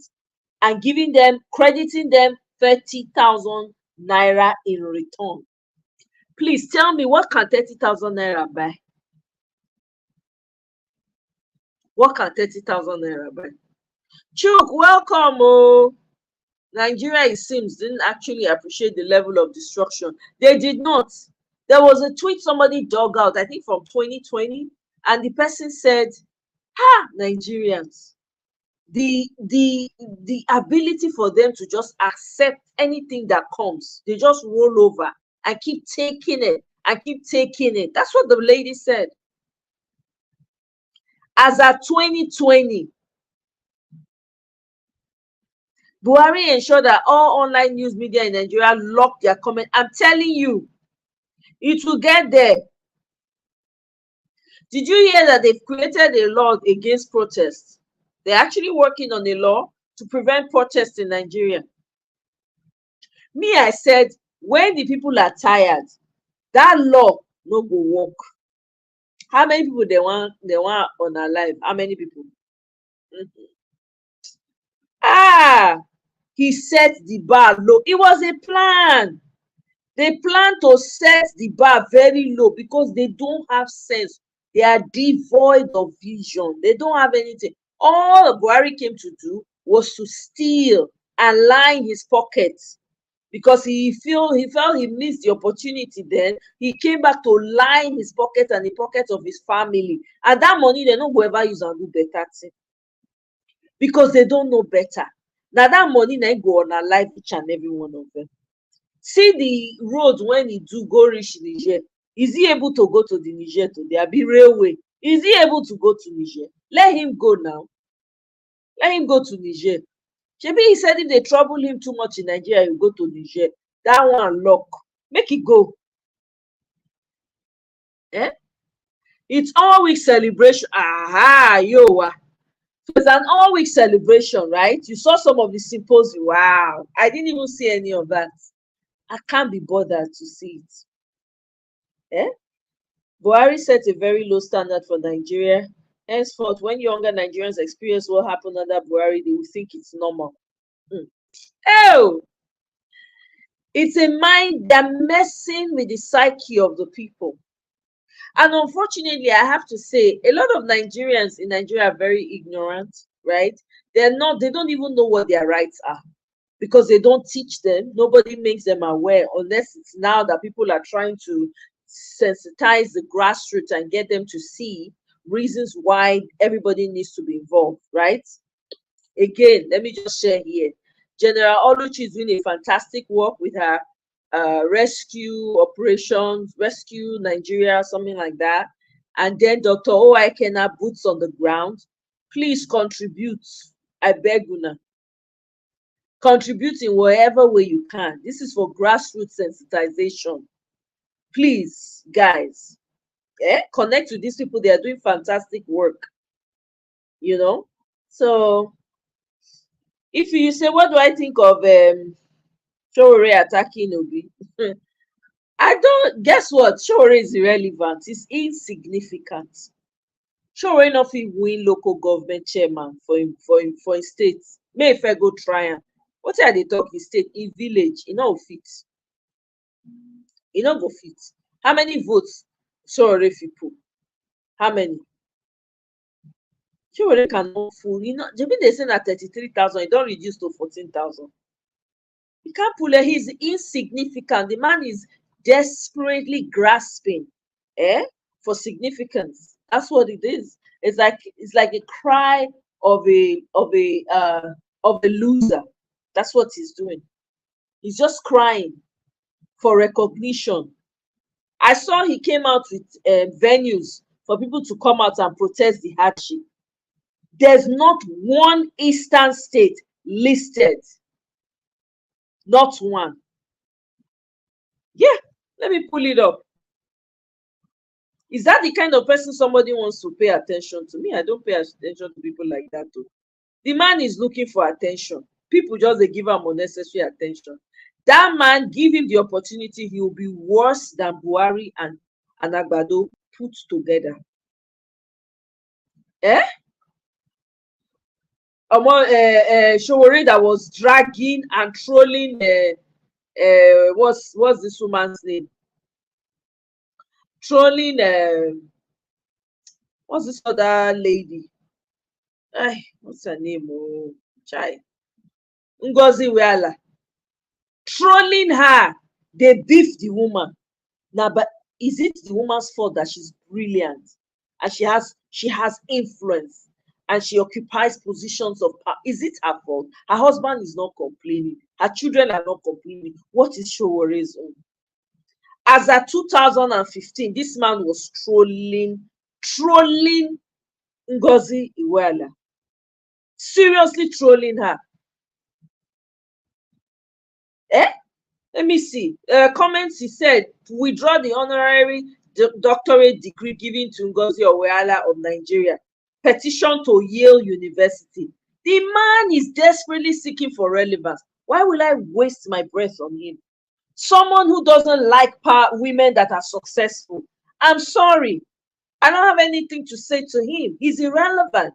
He should go fix his local government. Let him go to his village and run for local government chairman. Let's see how well he does. Let him go try that. That relevance when they seek, you no go ever get am.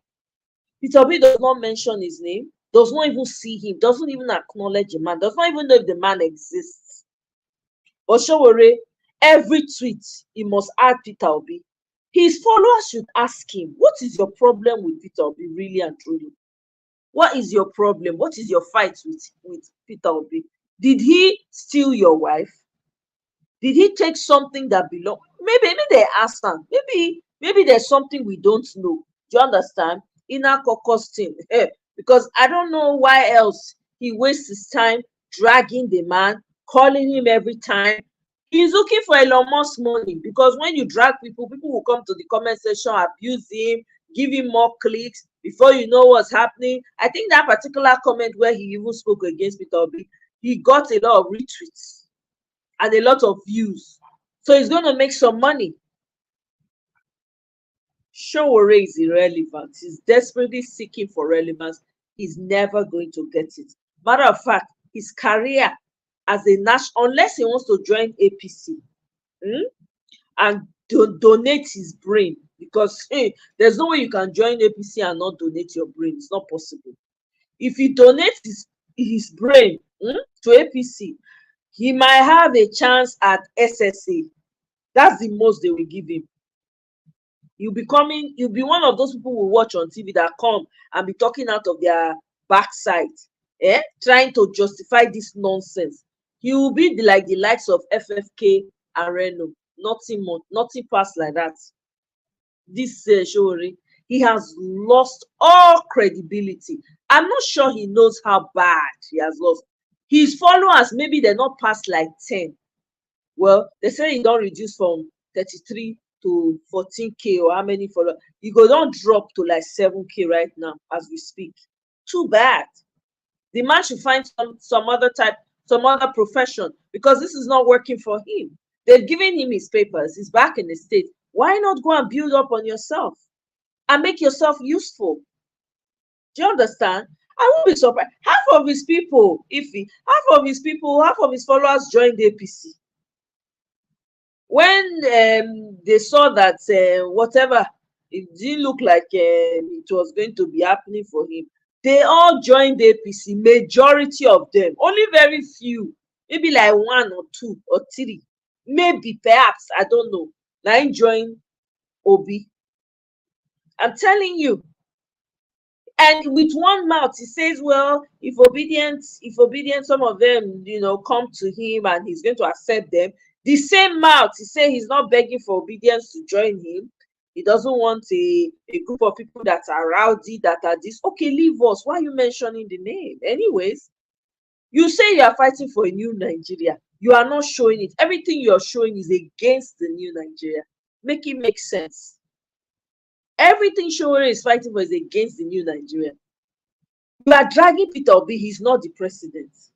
He doesn't even occupy any position in politics in Nigeria. He's just doing what a normal citizen that knows their rights should be doing.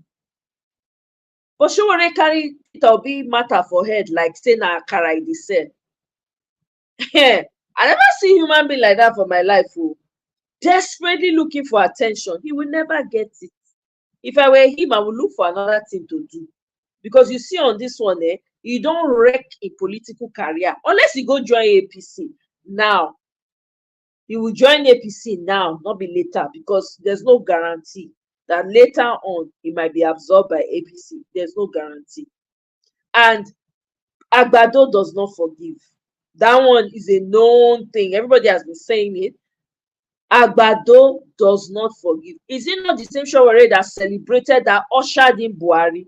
He is the one that brought about this mess that we all experience. He's part and parcel of it. But his supporters will come and tell you, no, he did not. He supported it. He was a strong supporter of Buhari. He played a vital role in bringing Buhari in. Two-faced man, please. It's not worth the time or the day. He can call Peter Obi's name from now to tomorrow. Nothing go happen. He's irrelevant. That's where he remains, irrelevant. I'm sure he did. Absolutely. I'm sure he did. They've known each other from way back now. Because this is what some of these people do, so-called activists, the fake ones. They will join a group and be making plenty of noise, because they will have influence now. They'll have people backing them and everything. You think that they are fighting for the good of everybody is a lie. It's all selfish. Everybody, each and every one of them, turns out, most of them, as you can see, right, they were all fighting for their selfish interests. Even look at the protest against GEJ, Jonathan, right? It was the same thing. All the people that were fighting and saying Jonathan must go, where are they today? I'm sure you guys can tell. All of them now, they're in APC. Matter of fact, APC, there's no difference between APC and RCCG. They are one and the same. RCCG own the government in Nigeria. It's simple. If you've not caught on to that, I don't know what to tell you. Bala Blue's wife is RCCG pastor. All the thieves that we've been seeing, they're all from RCCG. So it makes me wonder, what are they teaching them?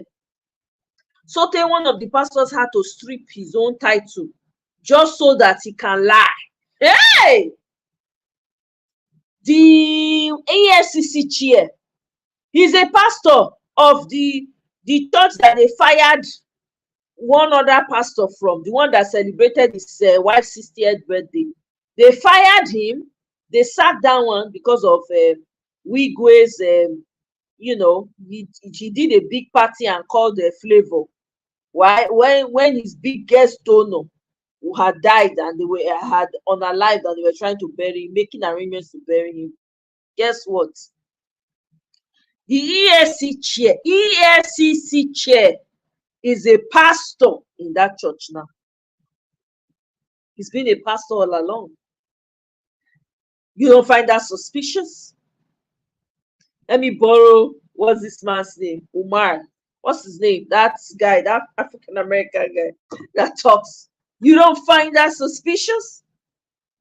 Why is it that RCCG people always end up in the government? How? How are they ending up in the government? They will tell you, oh, the Lord has blessed us. We have people in the government, so they get away with all manner of trash, all manner of crap. Who is taxing the churches? Are they not supposed to be taxing the churches in Nigeria because they're businesses? I don't care what anybody says. They're businesses. Who's taxing them? They are collecting so much tithes and offering. What are they doing for the people? Nothing. As life don't hard now, some of them are building new churches. If you tell the truth as a most of them, because they are not used to telling the truth and they cannot tell the truth, the government don't shut. They don't go eat amala and begiri with government. They cannot talk. Who born them? May they talk. They go shut down their churches one time. Not be this government when their head not correct. They go find all the crimes, all the fine when they say commit offense. They go open them that day. All of them don't do like chicken, enter inside. Look at what's his name? Senior Wale Soyinka. Senior. Senior Wale Soyinka, where is his mouth today? All these old aged people that they'll not be saying, come and respect us. We are older than you. Where are they now? The children don't have food to eat. Home is not safe.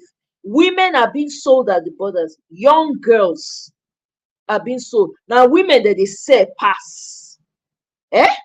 Builders of society, creators of lives. You are freely, Nigeria is free, just filtering them. I've been a filtering, I've been a flitter, whatever. You get the drift. Then they filter them for border. I beg you, can you hear what? Mama Echo, welcome. Good evening to you. I'll soon round up the show now. Good evening, I don't my rant. sister. Blessing Michael, don't sleep. I don't hear Michael voice. Good evening. Go ahead, Mama Echo. Welcome. Happy Tuesday to you. Same to you. Shana Nigeria churches now you. I can't hear you. Oh, you are not hearing me? I can't hear you. Are you people hearing Mama Echo? My mic is on. Oh. Your volume is so low. Oh, it's my own. Go ahead. Sorry. Oh, okay. I said, Shana Nigeria churches you won't talk. Everybody now Yahoo that they do. But that is the truth now. It's the truth. It's the truth. If you are laughing, it's the truth. Where's the lie? Where's the lie? Wait. All these my children, when they call Yahoo boys, that they deceive people to collect their money, yes or no? Yes, absolutely. The church, they deceive them now.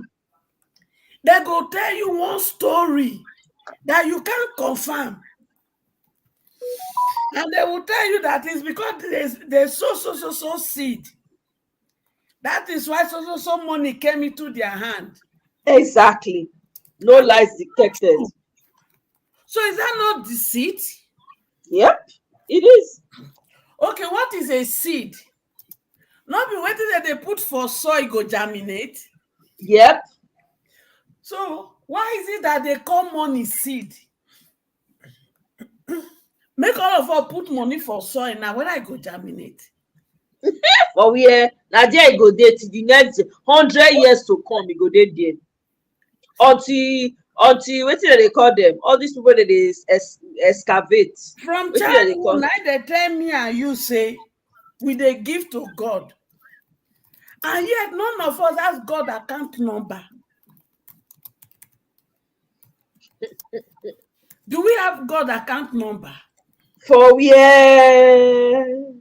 I never see am one day. Oh, yeah, if I give you money now, not be your account I go send that to. Yes, now or paper or Any cash app. information that involve you, right? Yes. Okay. So this Papa God, when they talk, where is his account number? And yet we say they are not Yahoo. They will use the money from the people to build school. And they will tell you school is not part of the church. Yeah. And the people cannot afford to pay the school fees. And yet that school, they build it in form of a charity. As such, they pay tax to the government. Mm-hmm. They will collect exemption certificate to ship things in the name of non-profit for the church. And yet that's a non-exemption certificate they are collecting. They will still use it to clear goods for members and collect money from them. Not be Yahoo. Yep. So that they are not able to pay custom duty. And yet they will still use that certificate to clear goods for members and collect money. What do you call that? Hey.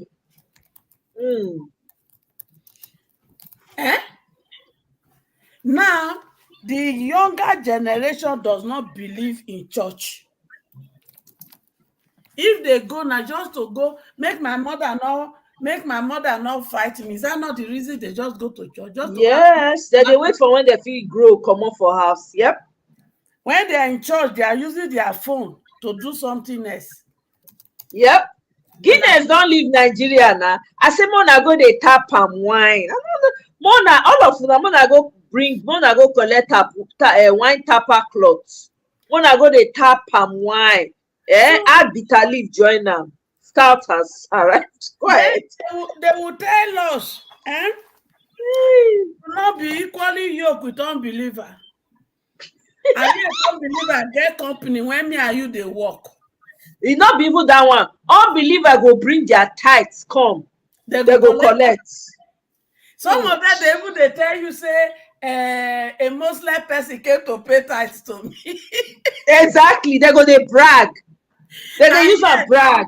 And yet they go tell me and you make we not get relationship with a Muslim person. With an unbeliever. No. You see, the entire society, the entire system, the religious section, they have failed everybody. Every single one. Okay, oh my, do you know one time? That was when I don't get my sense back, they begin to think. I can't notice every year. I can't begin to look at, every year they'll give us at the end of the beginning of the year, my year of breakthrough. My year of total. Mama, it's too funny. Yes. My year of double promotion. My year that I will make more money than Kene times 100. I will better pass my neighbor. You have to look at each of those years. Crossover night. Begin to look at each if you don't go, you feel so guilty, as if anything is gonna happen. Oh, they will make you to pray as if God, they hear. So you have to hammer the prayer. You're gonna pay a big offering, Mama Hecho. You're gonna make a big old offering on the 31st of December, so that will carry you to next year. Yes. Then your January offering. Yeah. Your January offering now first fruits. So you must come and dump everything. Yeah. You give first fruit. Your first paycheck. That belongs to God. Chai. And God will not see. If I tell you, open my mouth, tell you, thank God. For the last 5 years, I have not been to any church in the last 5 years. I swear. I can't remember the last time I went to we church. expect COVID-19 to open all of us because they make us to believe, say, you see that building. Now there God the answer prayer. Now before COVID-19 me stop to dey go church, forget that. You I sit down and calculate how much I don't give church for tithes and offering, as only me start to dey cry. You know, only me start to dey cry. If to say I put that money for stocks at that time, wetin they call am na Tesla, Amazon, and all that. I say right now, for not the total now. Now I for dey another level. I for not get time for now. Come dey do wetin? Omo, first class everywhere. For you dey jollof dey go. My money for you dey born many children. Your money for the born children. That is the victim all of us don't fall through now. Leave matter. You see religion. Hey, I don't even go there. They created this atmosphere of fear. Yes, that's what they created. Can you won't fight me if you and God is so blessed? God is blessing me. There is no doubt, and I'm blessing other people. But I don't want anybody. You know what I told him yesterday, Mama H. I don't mean to interrupt you, Mommy. I understand, my dear. You know what Mama H. I don't know if you were there yesterday, and you know what I told him. I said, listen to me. I used to be a dangerous title, Moye. Wow. So that message. Now they praise. They will carry mic for front of church. They'll say our best kite of the year award goes to Ify. When I mean a dangerous title, they do competition. I'm telling you, 10%. I pay more than 10%, honestly. When I pass my board, you know what I said to my God? I said, God, if I pass this exam, the first paycheck, I will carry it and give. And that was what I did. Hunger don't wire you. You know, parents. I'm not kidding you. The way, the way I got the paycheck. Now I carry it like that. Put them inside the envelope and carry it and go to redeem. Can I say whether now a class embassy you go? No, not redeem. Can I redeem? And I make now make redeem church they do. Now make they talk anyhow. Wait, my God. But let me tell you something, You see, right? You are brainwashed, Omoye. Because even when I stopped going to church, I started feeling bad about not guilty. Being right. Yeah, guilty. I started feeling guilty. But as time goes on, listen, thank God for Daddy Freeze. Let me tell you something. Exactly. Yeah. Daddy Freeze really opened a lot of people's eyes. Thank God for that, man. Honestly. If that's the only, I think that's the main reason why Daddy Freeze came out. He was significant for that particular time. Go ahead. That man opened my eyes. After listening to not even Sunday. And Adelaja, that's Sunday Adelaja, yes. And Abel Damina. Okay, I don't know who Abel Damina is. Come on now, Moya, you need to follow him. All the pastors, all the Nigerian pastors are against him. And he's really? They even look back, Seth. In they settle them one by one. The other day, waiting be his name. Waiting be this guy's name. This one when they fly everywhere for it. Waiting be his name. Waiting be this man name. Adeboye. Suleiman. Suleiman. Suleiman, when this woman drag for this YouTube stream, that woman, are they too twirly for her? What's her name? Maureen. Oh my God, Maureen drag. Oh my goodness. Hi. Even Suleiman attacked Abel Damin. Abel gave him woto. Finish up. Go listen to Ebe Adami. You know they play. The man no be. They play all this nonsense when they do. So leave religion, leave religion matter for one side. They will tell you if you don't pay your tithe, things will be tighter for you. If you don't pay your tithe, things will be tighter for you. Just they put fear into people. Then they go tell you, say, they give this doctrine when they say your spiritual father is more, he has more authority over you more than your biological parent. I'm telling you, people were now not taking. People were depriving people of parental blessings. My sister, leave Mate alone. One of my co-worker, she's a RCCG member. And she was like, oh, why do you always like to work every weekend? You don't like to go to church? I said, go to church to do what? I said, what am I going to church? So somebody's still teaching you what is in the Bible. Since you were born, and up until now, in your 40s, they're still teaching you what is in the Bible. My sister, make I know insult you. Be like, say you be a ludo. If you sees me at work, now hello in the do. Hello, if you say hello, Magdalene. She they look at me like as if I'm a sinner because I say me, I know they go to church. I know they go to church. You are not better off than me. You that sleeps in the church, you are not better off than me. So I know they like to talk about religion, my sister. Leave religion matter, leave religion matter somewhere.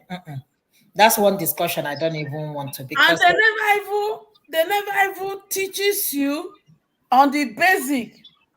When God say give to widow, give to orphan.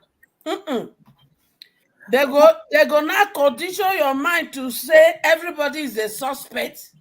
No. Nobody can ever. They will tell you power of the father house, power of the mother house, ancestral power. You don't pray. But honestly, do you remember during COVID, people died less during COVID? Yeah. People died less. Just very few people in Nigeria. I'm talking about, the Nigerian this thing. People died less. You are right. And unalive. Oh, thank you, my sister. Sorry, no problem. A lot of people died. And even then they were still telling people to pay tithes during COVID. Yeah, they were sending envelopes to them at home. They were calling them online.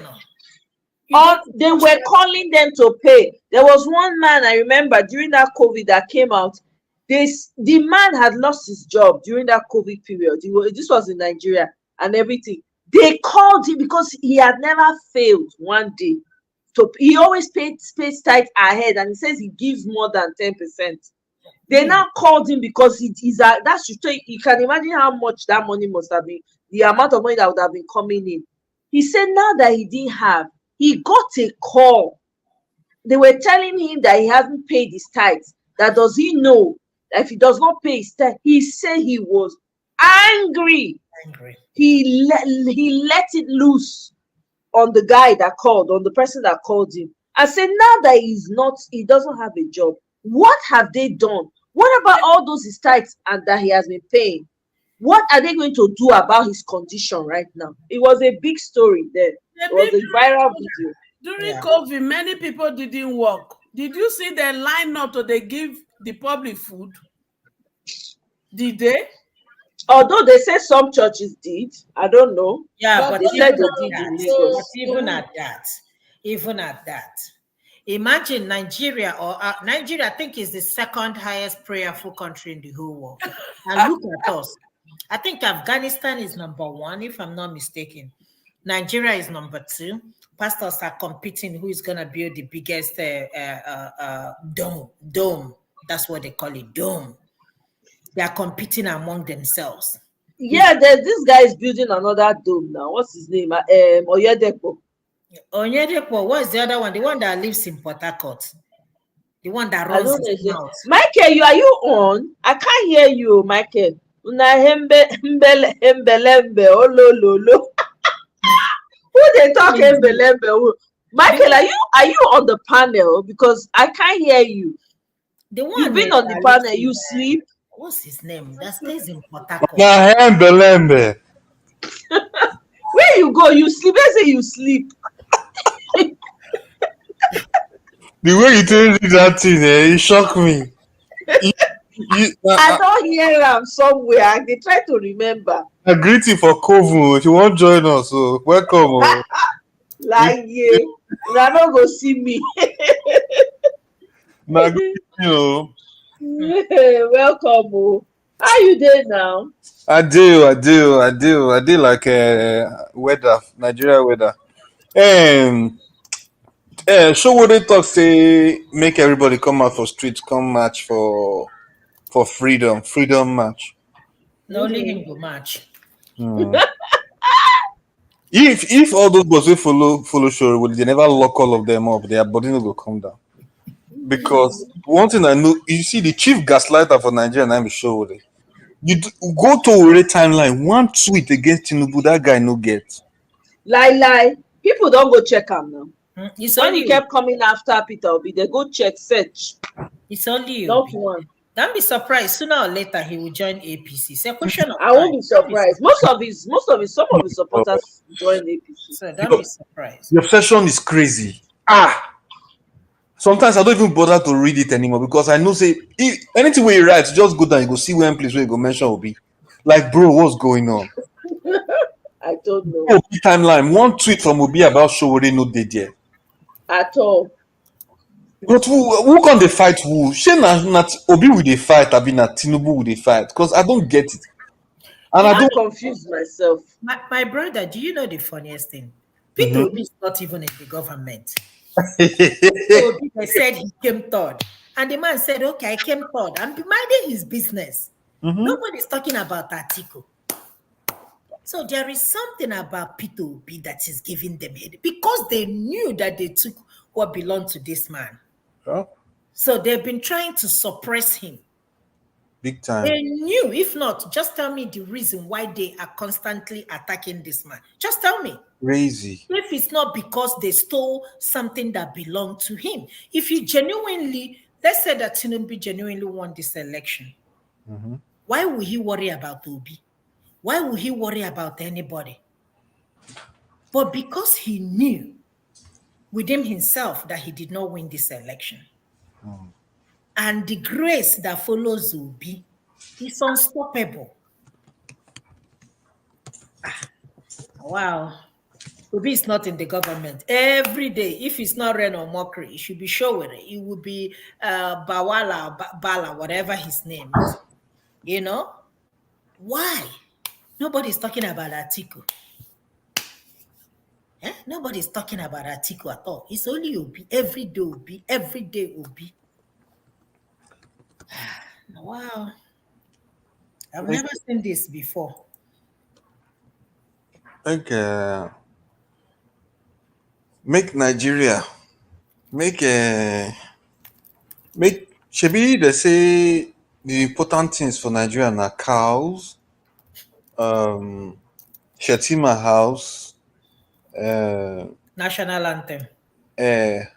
Very Dark Man for prison, Bobrisky for prison. I dey give you Nigeria update. Now wetin they have now the priority. Now you know when you dey university they say course 101. Now 101 I dey give you so course 101. Bobrisky, Very Dark Man, Shetima. How much be that? I'm gonna have 150 billion naira house. You don't see that house? I don't think you pay $500,000 for that house. My brother, what happened to the house? The former vice president, waiting be his name. Waiting be this guy under Buhari's government. Osibanjo. What happened to the house he was living in? I want for you. Weekend a small picking for your eye. What happened to the house? Wike don't use that guy do ritual. He don't collect all the benefit, all the money. 9 Wike don't chop. So he and me people don't share and half. Make everybody for keep quiet. But you know the interesting thing, my brother. You know one thing that I thank God for. For how long? That money, what are you gonna do with it? You're not gonna finish this money. You know, and this thing for generations to come. This thing where you talk, it still baffles me. What What are you gonna do? Imagine if even if you are spending, there is no way you'll be spending like 1 million naira every day. What are you doing with that? Let's even talk about it. 1 million naira my brother, 1 million naira every day. And these people are talking about billions. What do you want? Nobody's talking about Yaya Bello again. That case is closed. Now, That case is closed. every now they don't bring confront And nothing will come out of it. They're just wasting their time. 100%. Akpabio is the Senate president. Nothing happened. Akpabio. Otto is in the Senate. Nothing happened. Waiting be the other guys. All of them are there. One more. Nothing happened. So what do you think will happen to Rufai is untouchable. He is untouchable. Nothing will happen to him. Watch. Sooner or later, we won't hear anything again. The matter could just die like that. Now, Is it before, out? what do you think will happen to Rufai? You go free now. Now, nothing. That's it's just a way. All these things is just to distract us from what is going on in the National Assembly. A home run in heat, so you know, nothing will happen. They will talk. Have you ever seen them? What? Even Emefiele, nothing is gonna happen. They will take all this money, share it among themselves. Emefiele will not go to prison. The guy really collect money from Nigeria. Is it up to what Buhari collected? What are you talking about, my Now him be Buhari producer now. You know, not be the thing what Buhari tell him to do in good do. Wow. God. This they say they always talk all those stupid proverb where they go say pikin wey say mama no go sleep, himself no go sleep. These ones they make sure say we not sleep. Then they sleep well because the kind of money where these people they thief from that country, now they call speechless. Because it can't be like say the country they so poor, you know if you pay minimum wage, but the money they enough for the politicians to spend. Hey, when then they collect furniture allowance every month, my brother. How Every month. governor they make 11 million every month. Every month. Salary 11 million. Okay. Let's say 11 million is about, let's say about $9,000, right? Okay, they make more than that because that's not how much they're making. Say Nigerian politician na American Bill Gates because the cost of living in Nigeria and America, nobody needs 11 million naira a month in Nigeria. Nobody. America, yes, I understand. If you live for a house of $4,000, $5,000 mortgage, I get it. But Nigeria, we don't pay mortgages. All you do is buy the house and live in, just they pay land use charge. But apart from that, no other billings. They pay land use charge for Nigeria. Yes, if they knock your door, if you not pay, then you know that the kind padlock where they use for Italy, they padlock romance. Now they lock your gates. Are you serious? Yes, so my father house for Lagos. The kind of land use charge that they send them. Some days my mother will call me, go shout, say, be like say Tinubu get plan for everybody for here because Of the course, the he's big taking everything now. the You big, people you are just realizing he's taking all. they call them Lagos State Land Use Charge Department. When they come, like they go wear pinafore, like those people they control traffic. Not only Lagos they collect that land use act. They collect that for everywhere. I don't know. Maybe they do. Yeah, I don't think it's that. I don't think so. I think it's Lagos, so mostly Lagos. I don't go lie give you because Tinubu na pioneer of criminality. So anyway, where that guy don't install in pattern, people they always follow ahead. So I know. But to be honest, you can't see people online. Somebody say, I know that I didn't expect Tinubu to perform miracles the first year, but I had hope. I know that this man is the perfect president. See, as they talk the thing, I gonna go find plywood for where I did because my body can't they boil. They say beneath the boil. Now we they boil them. My brother, you are talking about performing miracle. Oh my sister, Mama hate you. You guys heard that Guinness company will be leaving Nigeria after 75 years. And now everybody they pack load, they go home now. Yeah? Oh, but this is not funny. Oh, And just tell me, because this is my concern. And just imagine all the people that have been working there. Lord, Exactly. oh, boy, joblessness. Yeah, God. people will lose their jobs. And what is gonna happen? They won't have anything Mm-hmm. to But do. still, the funny thing is, people go house, go lie down. Like, is it possible? Make sometimes Nigeria they give the vibe of we're good. Now the vibe where they get with that because in normal country where normal people they say they don't use juju sit them down or say they don't put them in a very bad spot. A normal country no suppose this idol like that. The suffering is crazy.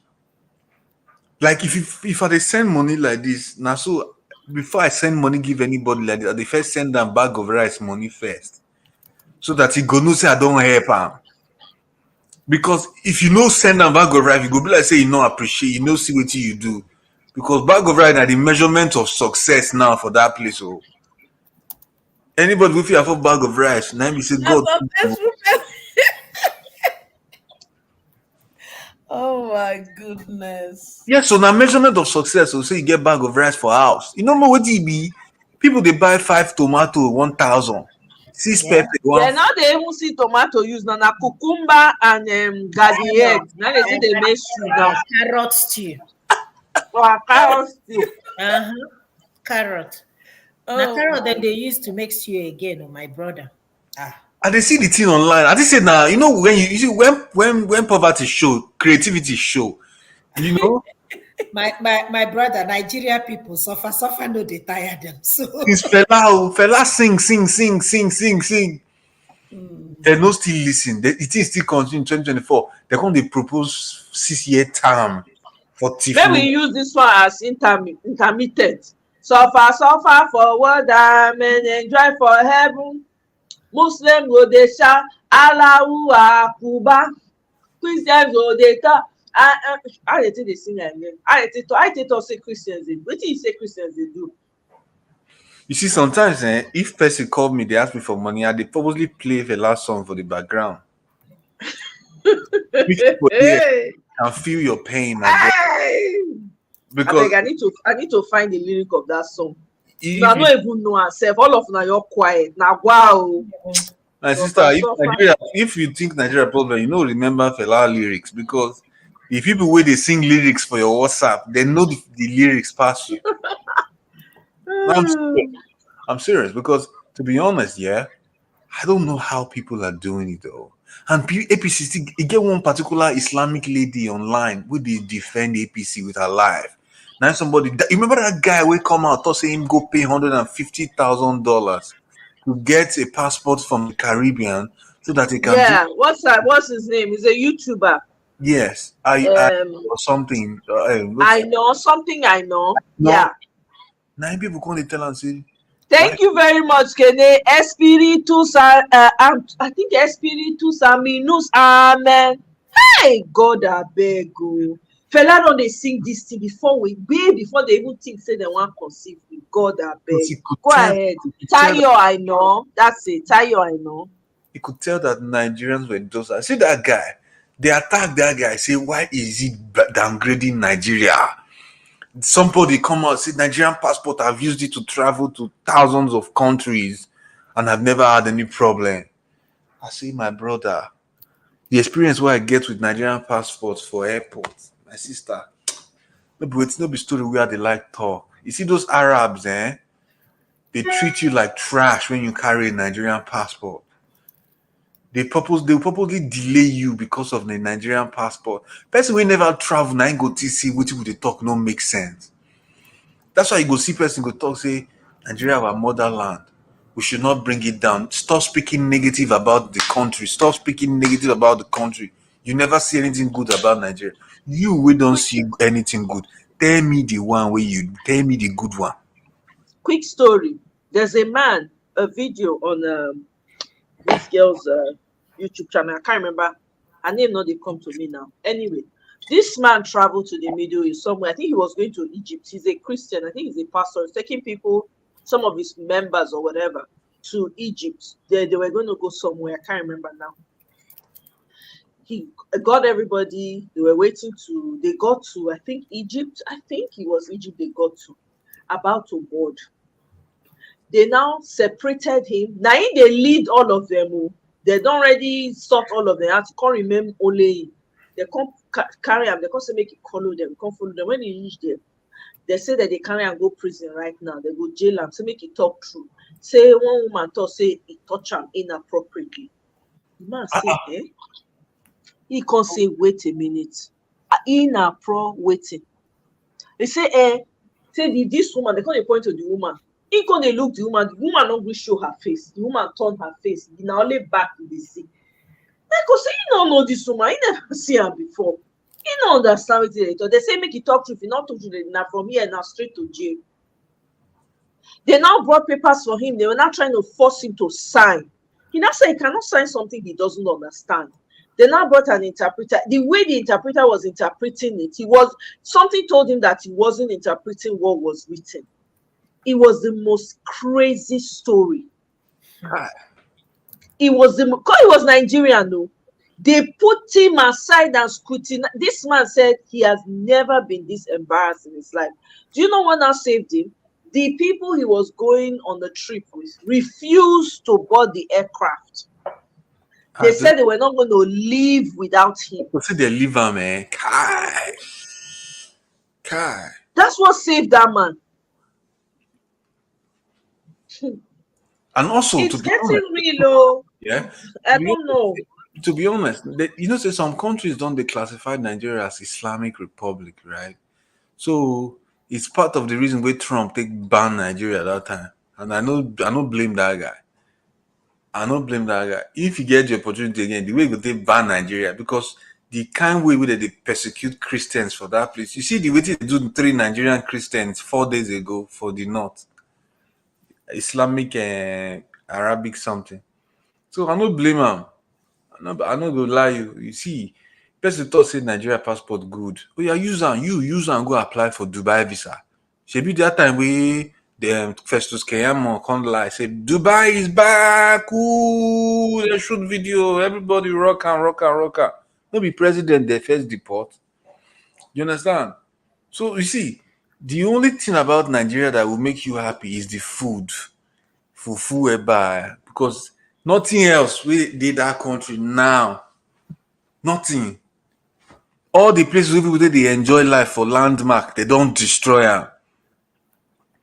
Coastal road. People they suffer, they build road. Who won't drive the road? Dead people. Have you heard about that coastal road for the past 2 weeks now? They don't abandon the thing. Okay. JB they shout that time, say it's a landmark project for the president. It's a landmark project for the president. That president no care about landmark or any landmark project. Now, the things where they do for this government here, it's all about ownership. From owning the land to owning the banks. They don't take over Heritage Bank now. Before you know it, they go start take over like 2 or 3 more banks. On that, before you know now, Tinubu go still day on top of that product.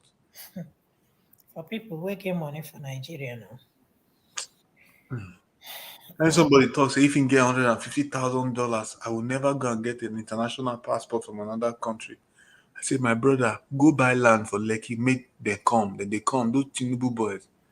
They carry they put fuel for the tractor. They reduce the house to road signs. There's nothing about Nigeria now we could make people say he miss home. Because one of my friends here, where our papa just come visit him. The man come visit him for year. Where they live for near me here. The man just go back to Nigeria, make he reach Nigeria. Now from airport, in brother way he follow with the bond, follow. Now he can kidnap him for airport.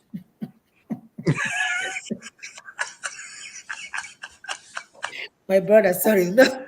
I know they laugh. Can you imagine that? I mean, people are now worried though. People, when they want to travel now, they don't tell anybody No, wait, make I tell you the story now. because you can't trust anyone anymore.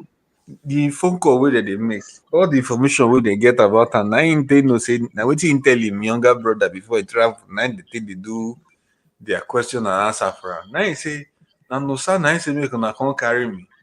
He say, "Who be no God. sir? Who be no sir?" Because of this situation, they had to kill the man. Oh my God. Unalive, They had to Michael. unalive this man so that they no go discover say that the guy do the thing. Eventually, police come bust them. And they go see wetin happen. Say they say the man tell them say they carry money come. Person wey he say make he come pick am for airport oh. Na him come kill. E be like person tell person say I dey come oh, come carry me. Na that person gone. Na him come say see Dano milk oh, see cowbell. Carry am. Hey, that's cold. That's just cold. He carry am. Today now, I see one woman online, one person dey market. If you would like fresh Nigerian food delivered to your doorstep, delivered to you as a perfect good free gift to them. I can't remember say I watched one show for Brekete family where one woman, group of Nigerian women give person food abroad, almost $50,000 worth of food. The person carry the money and the food go chop. I just tell myself, say instead of helping this person, make I lose the whole money when I want give her. Better to just stay by yourself. You see, helping people now has become a big deal because you don't know who truly go carry out what you tell her to do. See, Donyo Okupe. Ah, my brother, you see that one? Hey, all of a sudden, he's now singing Tinubu's national anthem. All these people. See Obi that other wants one, himself. for Lagos, where they talk say if Tinubu become president, I'll leave the country. With that PDP chairman, with that man, where they say that. Now he come the other day say give him time, he's doing his best. Nothing is gonna happen. Let's understand it. We all We've know seen now. what 1 year looks like. We already know what 7 years is gonna look like. Oh, yeah. So anybody that is expecting anything good from this government is just literally wasting their time. No, you need to go. Anybody who expect anything is supposed to go join NSPPD because now what you need be that hope. Okay, those people they don't get renewed hope. Now renewed hopelessness they there. Ah. See Daniel Buala before election PDP, after election APC. That country funny oh. Now what be You his know, name? see, say he and what's his name? He and Rufai, Fine. they were getting, they were going at it. They've always had it going. If not, Rufai said, yeah, somebody you said so many horrible things about oh man, before, to be honest, all of a sudden. that one shocked me. Oh. They don't give her money now. Money they talk. That one shocked me. I So know. it's not doing the damage control for them. But somebody I haven't heard in a long time that is even very surprising is FFK. FFK they talk, they support Hamas. They say what is Israel doing? They support now another thing. They sometimes go talk. He say make they give Tinubu chance. They work. Say this or You see that the one. news Then they wey- greet the you see northern people as the brother yesterday. and See the sisters. news where Tinubu sent delegate go greet Tompolo. Say he's the best person to protect Nigeria's oil and gas industry in the south. That we should be thanking God for Tompolo. It be like make say Biden come out say maybe they thank God say Hamas they protect our their oil and gas industry. You understand? When I saw that news, lawlessness don't fool Nigeria. Oh. Ah, lawlessness don't fool Nigeria. People can take people's land illegally and they will take it. You're mute. And nothing will happen. No. Not a goddamn thing will happen. They'll take people's. They are doing it already now. People are doing all manner of crazy things in Nigeria and getting away with it. That's what's happening now. That's what's up. People don't care anymore. They're taking people. Somebody carried somebody's children to go and sell at the border in Ghana. You not hear? No. Carrying your own sister join to go sell. Oh Human yeah, those trafficking younger one for of Ghana. Wait. This one now Satan do this one be human being. now human being now. Carry your own sister, go Ghana, go do Ashawo work. Mm-hmm. Oh Before no. Carry your own sister. How old? Then all of them, they are less. I think it's only one person is 18. The rest of them. I think his sister was 8. I can't remember. I think he was No, 8 years I old. think it's 13. Was 13, Not okay. 13 or 15, yeah. The oldest person there is 18 years. The rest of them are 13, 15, 13. I think they caught him. They were asking him why. I didn't watch the video. Too many things going on. How many are one? I know. You know, gone are the days your mother will say, go and stay with your senior brother Eh? in the city. When you reach city, now hook up, now your senior brother. And I go arrangement for you. I don't see the case for social media. One na senior sister, and I go bring the junior sister.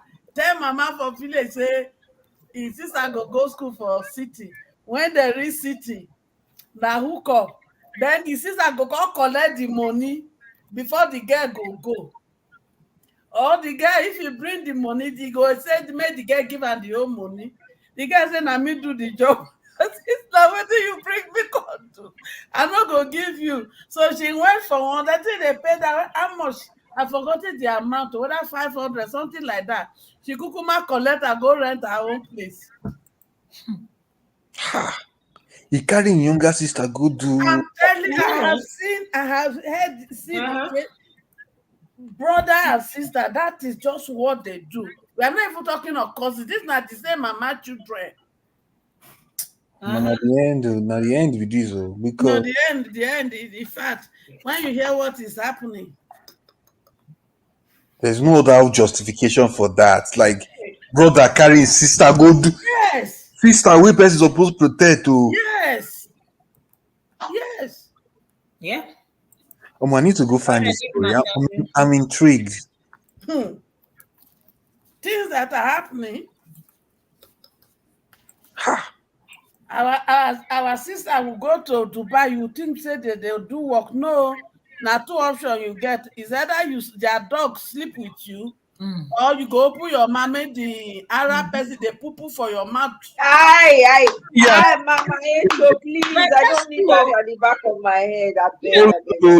No. I'm telling Hey, you. I beg. Ooh. When you hear your hair go just. I no one hear am oh, Mama Angel, I beg. Say something where you know go even talk at all. I beg. Hey! Terrible, my dear. After I want to go brush teeth, I beg.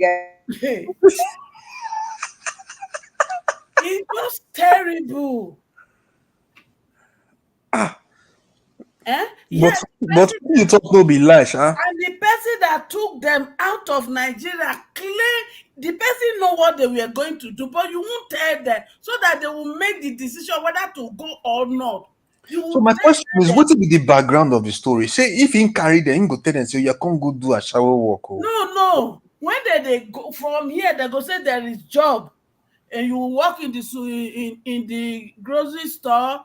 You will work in the gas station. All those lie. I mean, you know, say for gas station for here, not be the way that they do gas station for Nigeria. You will work in the hotel. You will work. Those are the stories they said to these girls before in Nigeria. So it is only when you don't reach there. They go tell you, say, go to so place. And when you reach the place, now you go get these 2 options. And the 3rd option are to buy you. So which one you want to choose now?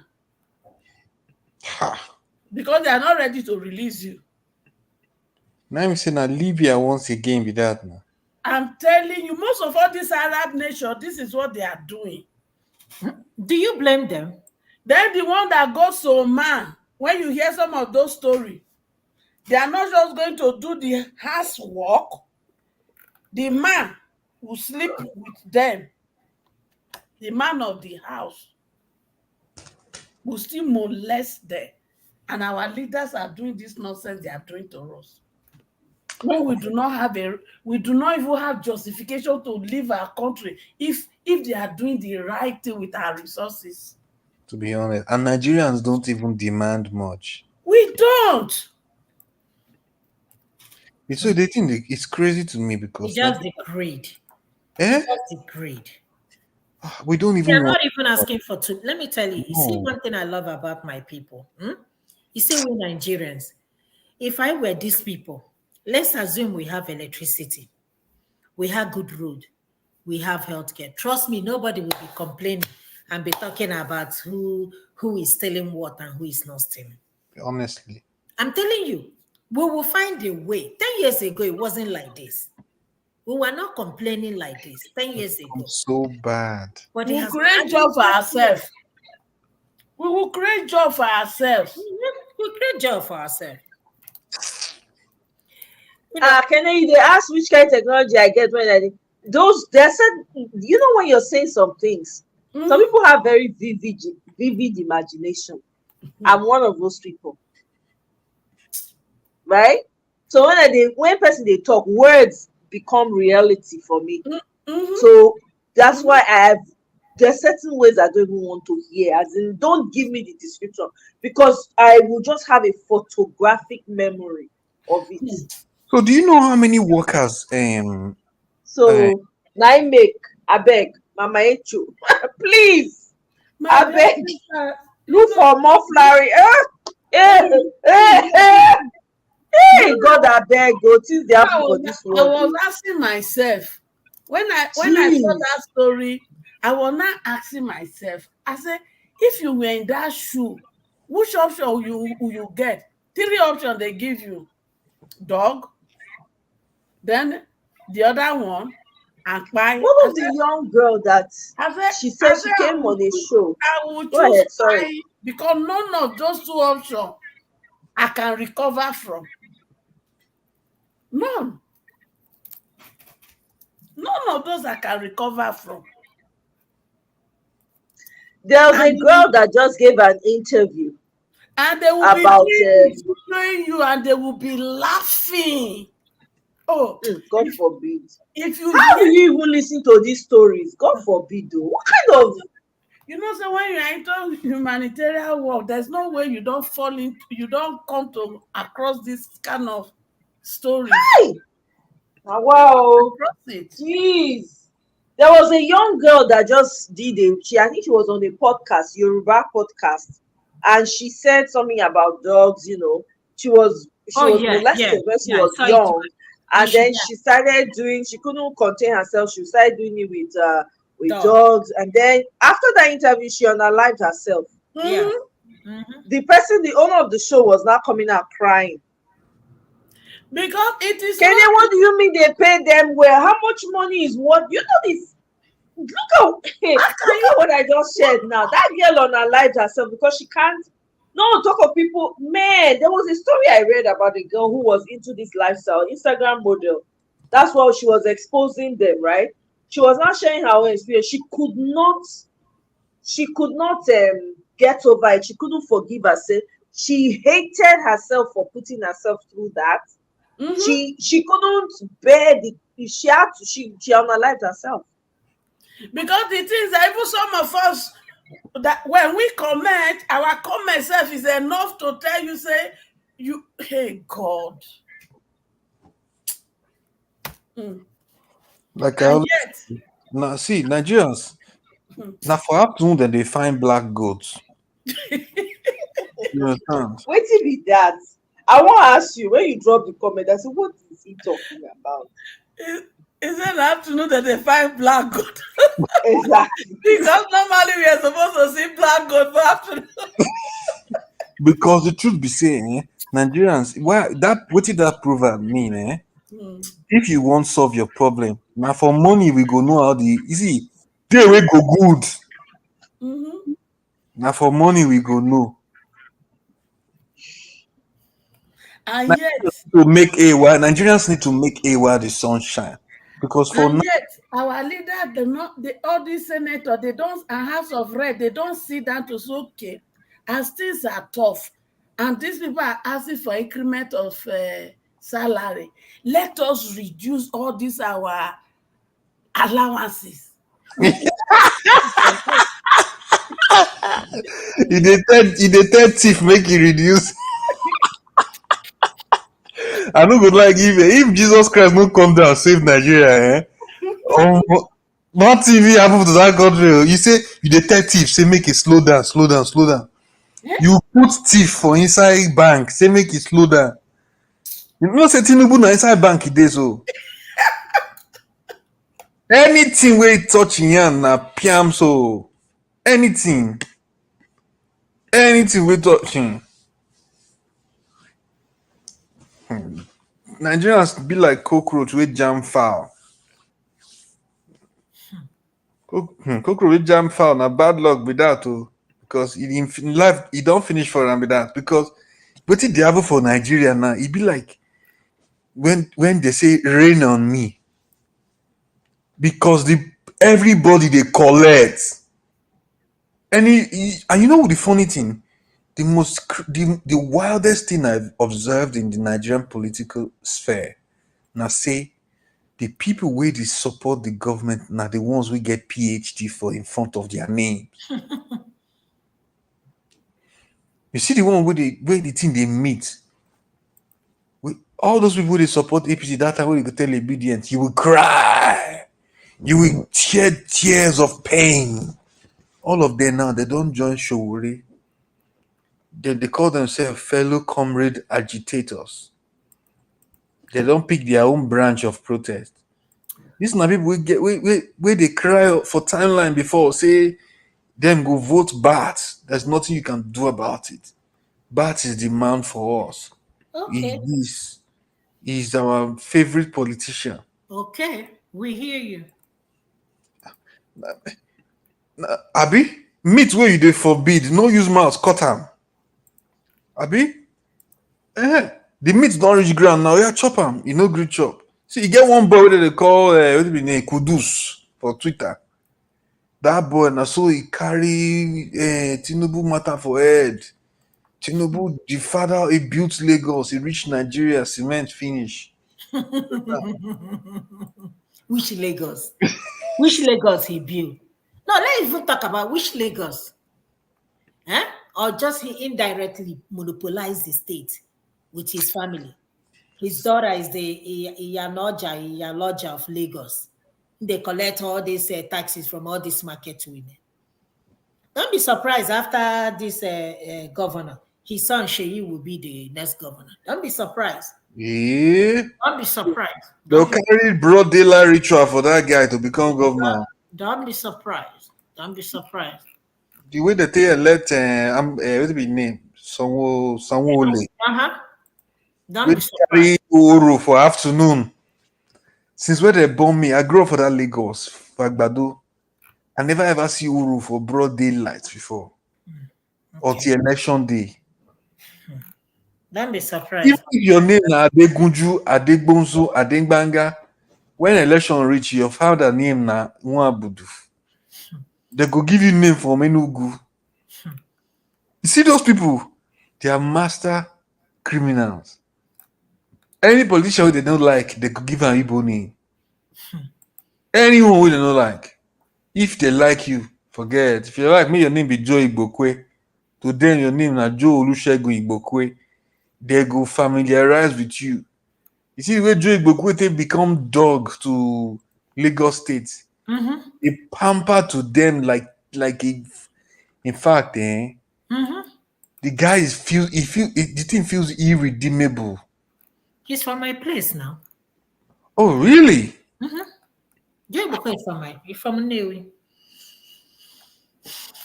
You see the problem with them? They say Chris know hard to form. Now the trekking be wahala. He's from my place. Joe Igbokwe don Chris come off for where he did. Oh yeah, begin trekking now. He don't hook. Anything where he talk, they give him a special advisor on gutter.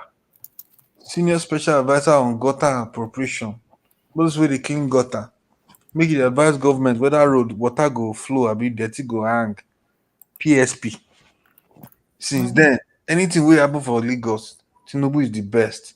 He is the King of Kings and the Lord of Lords. He is the Alpha and the Omega. He founded. He say Tinubu he raised the IGR of Lagos. If you see these people, they talk IGR. If you see where he lie down put, you go pity the bed where he lie down put. He never chop oh. He go tell you say na IGR.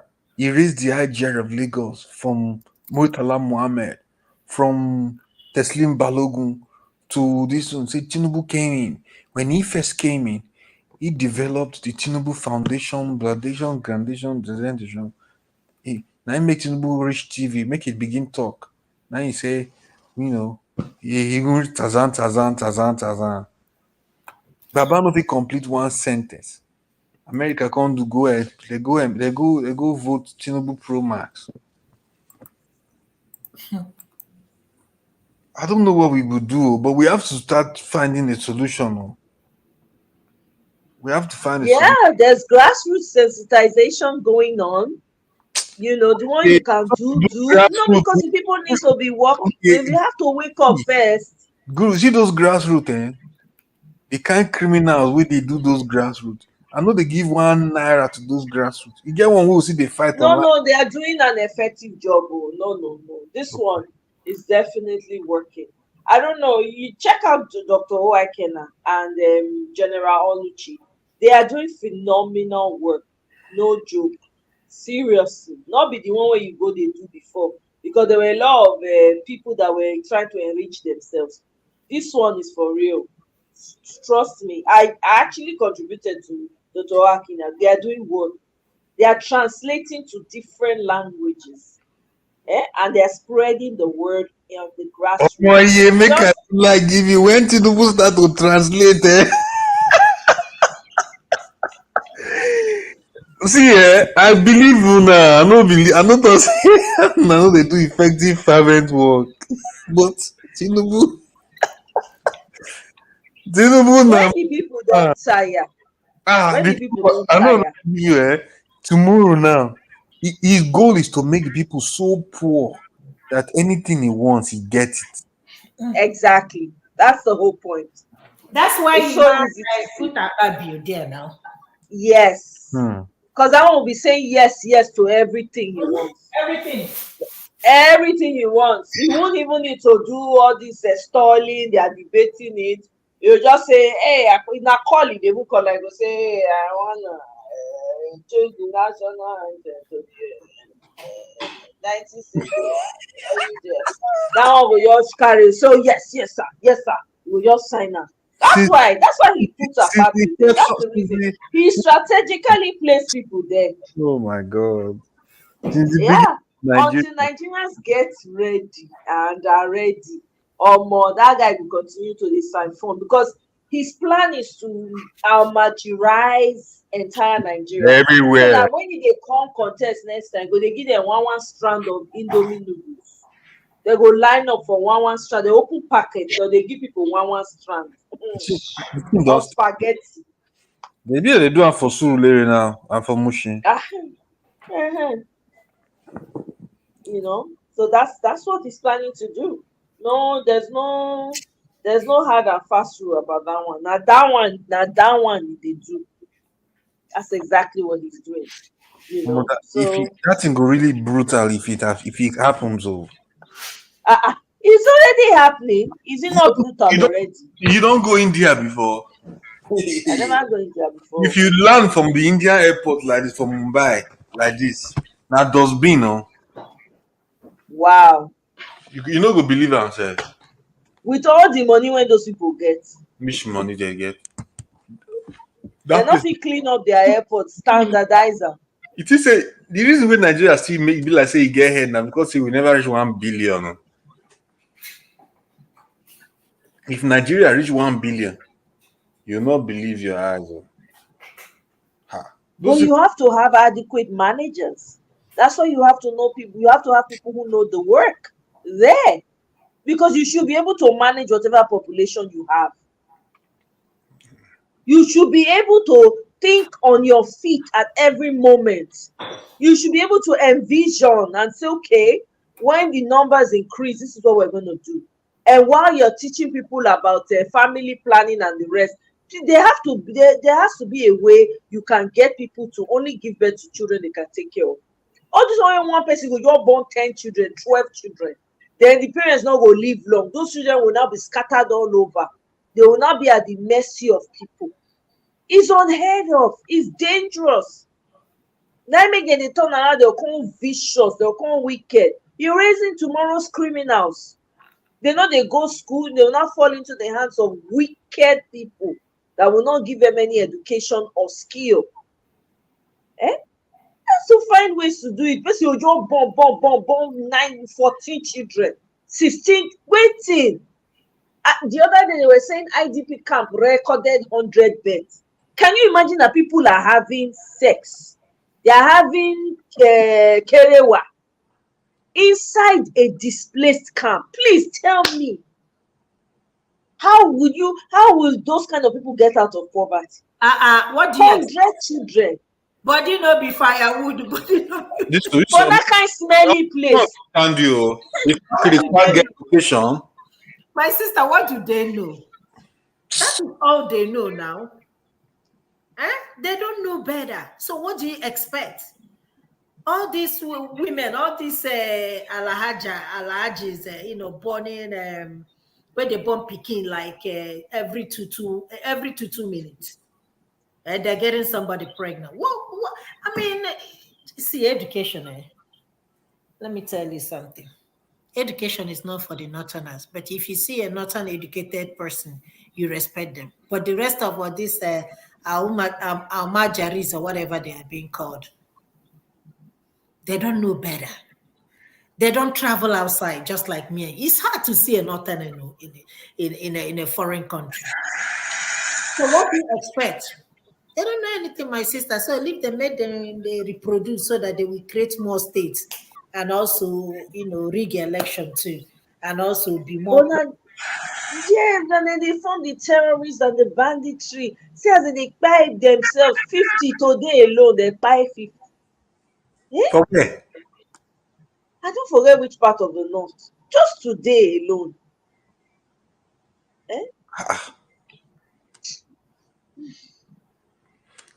With 50 farmers. Actually, 50 farmers. Many things they happen. Many things they happen. Now only God will fit save us. Many things they happen. You dey choir. It's only they sing with sonorous voice. This is what happen for Nigeria. He reached to sing. Hey! You say people have kerewa in NYSC camp, okay? It's not any better than IDP. If you find arm robber for Abuja, just go IDP camp. Wow. All the arm robber with the Abuja, from Wuse to Maraba to Gwagalada to because that time I do my final year for Uni Abuja. Right. The robbery we did that place. I think say it bad. Now when this man can't carry all those agbero for go from Lagos, go there. They don't know anything that they call incoming virus. The type of agbero we go Abuja, we no come back. Now make them today now. All the people they are arrest for Abuja. They go rob for Wuse. They go drive, go out scared. They go come go the leave. They say for IDP now free accommodation now. You don't need to do anything. They just go find one tent, lay mats like that. They carry all the gold, all the pockets with the rob. One chance for Abuja. Now for Abuja, so one chance every day like this. 2 or 3 people they collect. If you catch one chance person, you go see they'll carry on for crime fighter. What do? I am a graduate. You graduate. You graduate. You graduate. You graduate. You graduate. Okay. Oduro madu. See Nigerian students when they don't fit pay their school fees. So UK university they offer to fund their flights back to Nigeria. because they not get money to continue to pay their school fees. Oh, co. Those ones go start to dey roll for ground, dey cry right now. Eh? Hmm. And it is over for Hey, them. Oh. So when they reach Nigeria now, the suffering continue. na im na after dem don escape dem go say, hey, the way dem dey comot dey say thank God o, now dem And don if send they dem want to back. go back to school in Nigeria, they have to do jam and start all over. It's so sad. It's sad. Hmm. It's just sad. Wow, it's crazy. I can't even. It's so crazy. Eh? It's crazy. Hmm. Me, I don't get anything to talk again. No, I don't talk the way I fit talk today. So tomorrow is another day. Yeah, the truth be said, Nigeria matter not dey finish. E no dey finish o. As we dey talk now, another thing go happen. Eh? Cost of exchange rate, huh? Well, mm, so No what be can by I say? power, no be by Nigeria matter don't pass by power or by might. E don pass o. Facts. E really don pass by power. Hmm. E don pass by power. I kid you not. Eh? It's crazy to me. Nigeria matter be like person we don't faint before. We no be stranger to death. Because Nigerians they go talk say, I no one die. Stay house, my pikin. Stay house, my pikin. I no one die. But he don't forget, say, I seen day house so. In don't they go small. They don't reduce him tomato strength. They don't cut yam into two. They don't reduce pepper. You know, the meat 60,000. Rice, now to count the rice, give am 50 pieces, 1, 2. It is easy, no one die, oh, but it don't dey fast from 3 meals to 2.5 to 2 meal to 1.5 to I dey lose weight. I'm on a weight loss journey to Jesus fasted for 3 days and 3 nights. So before you know am, where Baba no dey again, Baba don go. Na so Nigeria matter be. Yes, Kene, Kingibe dey cry. When she collect SUV, she forget. I'm telling you. When they send them prayers, he forget. Exactly. Now he dey cry say they dey sideline am. He Why forget they no sideline am? They will we sideline am because they will still say na mumu. he forget say Wike E na no very get mouth. ruthless human being. Wike no dey play fair oh. If he hook you for one corner, Wike no be person wey dey share political stage location with. The only way we fit get Wike na if Peter become president or Sowore. Because if Sowore ever become president, everybody in Nigeria is going to jail. Oh my God. Now, Everybody's because the guy hates everything for that country. I don't like him, but if he become president, everybody is going to jail. But see, you say what solutions? I don't know if you were here. I said that there is grassroots movement going on. There, I don't know if you're on what's it called? On Twitter. There are people that are doing work. Oh, hmm. There are people that are doing work on the ground. So if you wanna be a part of it, you can. There's a guy called Dr. Oikena on Twitter. He's doing stuff on the ground, and then General Oluchi. They're doing stuff on the ground. So there's something going on the ground. For now, na to the talk they go. But we gotta fix the country. We can't. At the end of the day, be like saying na diaspora go last. Na im um go save Nigeria the way I dey look am, because Nigerians oh, na how dem wan take chop. Me, myself and I, na dem dey do for Nigeria. Dem no care. If one person now fit comot for dis whole mess wey dey Nigeria, na so dem go ignore the rest. E no concern dem. If government now come carry one of their neighbours, give am money, give am better thing, dem go ignore their neighbour.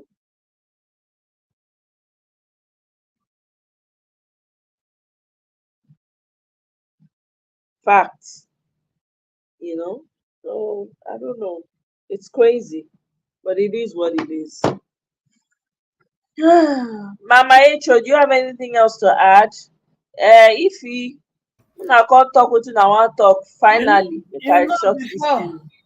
when they reach out to you or you reach out to them, they'll say things hard. Exactly. But these days, we never chop. That is the language. Hey God. Yeah. Then you ask yourself that somebody that has not eaten, you begin to think of other things. Are the children going to school? You see? Then Even the children are not safe in school. Children are being bullied in school. What of that one that was just unalived by his classmates and Yeah. left in the rain or be in the sun? Hey! Schools are not even safe anymore. They are not safe. gone, because before they said not eat anything for school. Oh. Now, if I see food for school, I go eat. Make I Even dream now, people they eat food for dream. Food wey dem no see eat for real life, when dem reach dream dem go chop am. Oh my God. It's and sad. you ask yourself, how long? If nothing is being done, it's going to get worse. Yeah, it If is. nothing is being done, it's going to get worse. And yet It's people sadly, see and it, yet people what are you still said. eating bet. Eh? Mm. The way they touch me most, children dey street.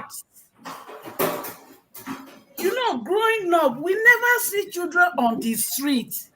No, nah, never. We never. Mm-mm. When you visit before, they go enter kitchen cook for you. But this day, nobody there. Even water sef, you no go see drink because pure sachet water. Na how much naira now for one sachet water? It's sad. It's just sad.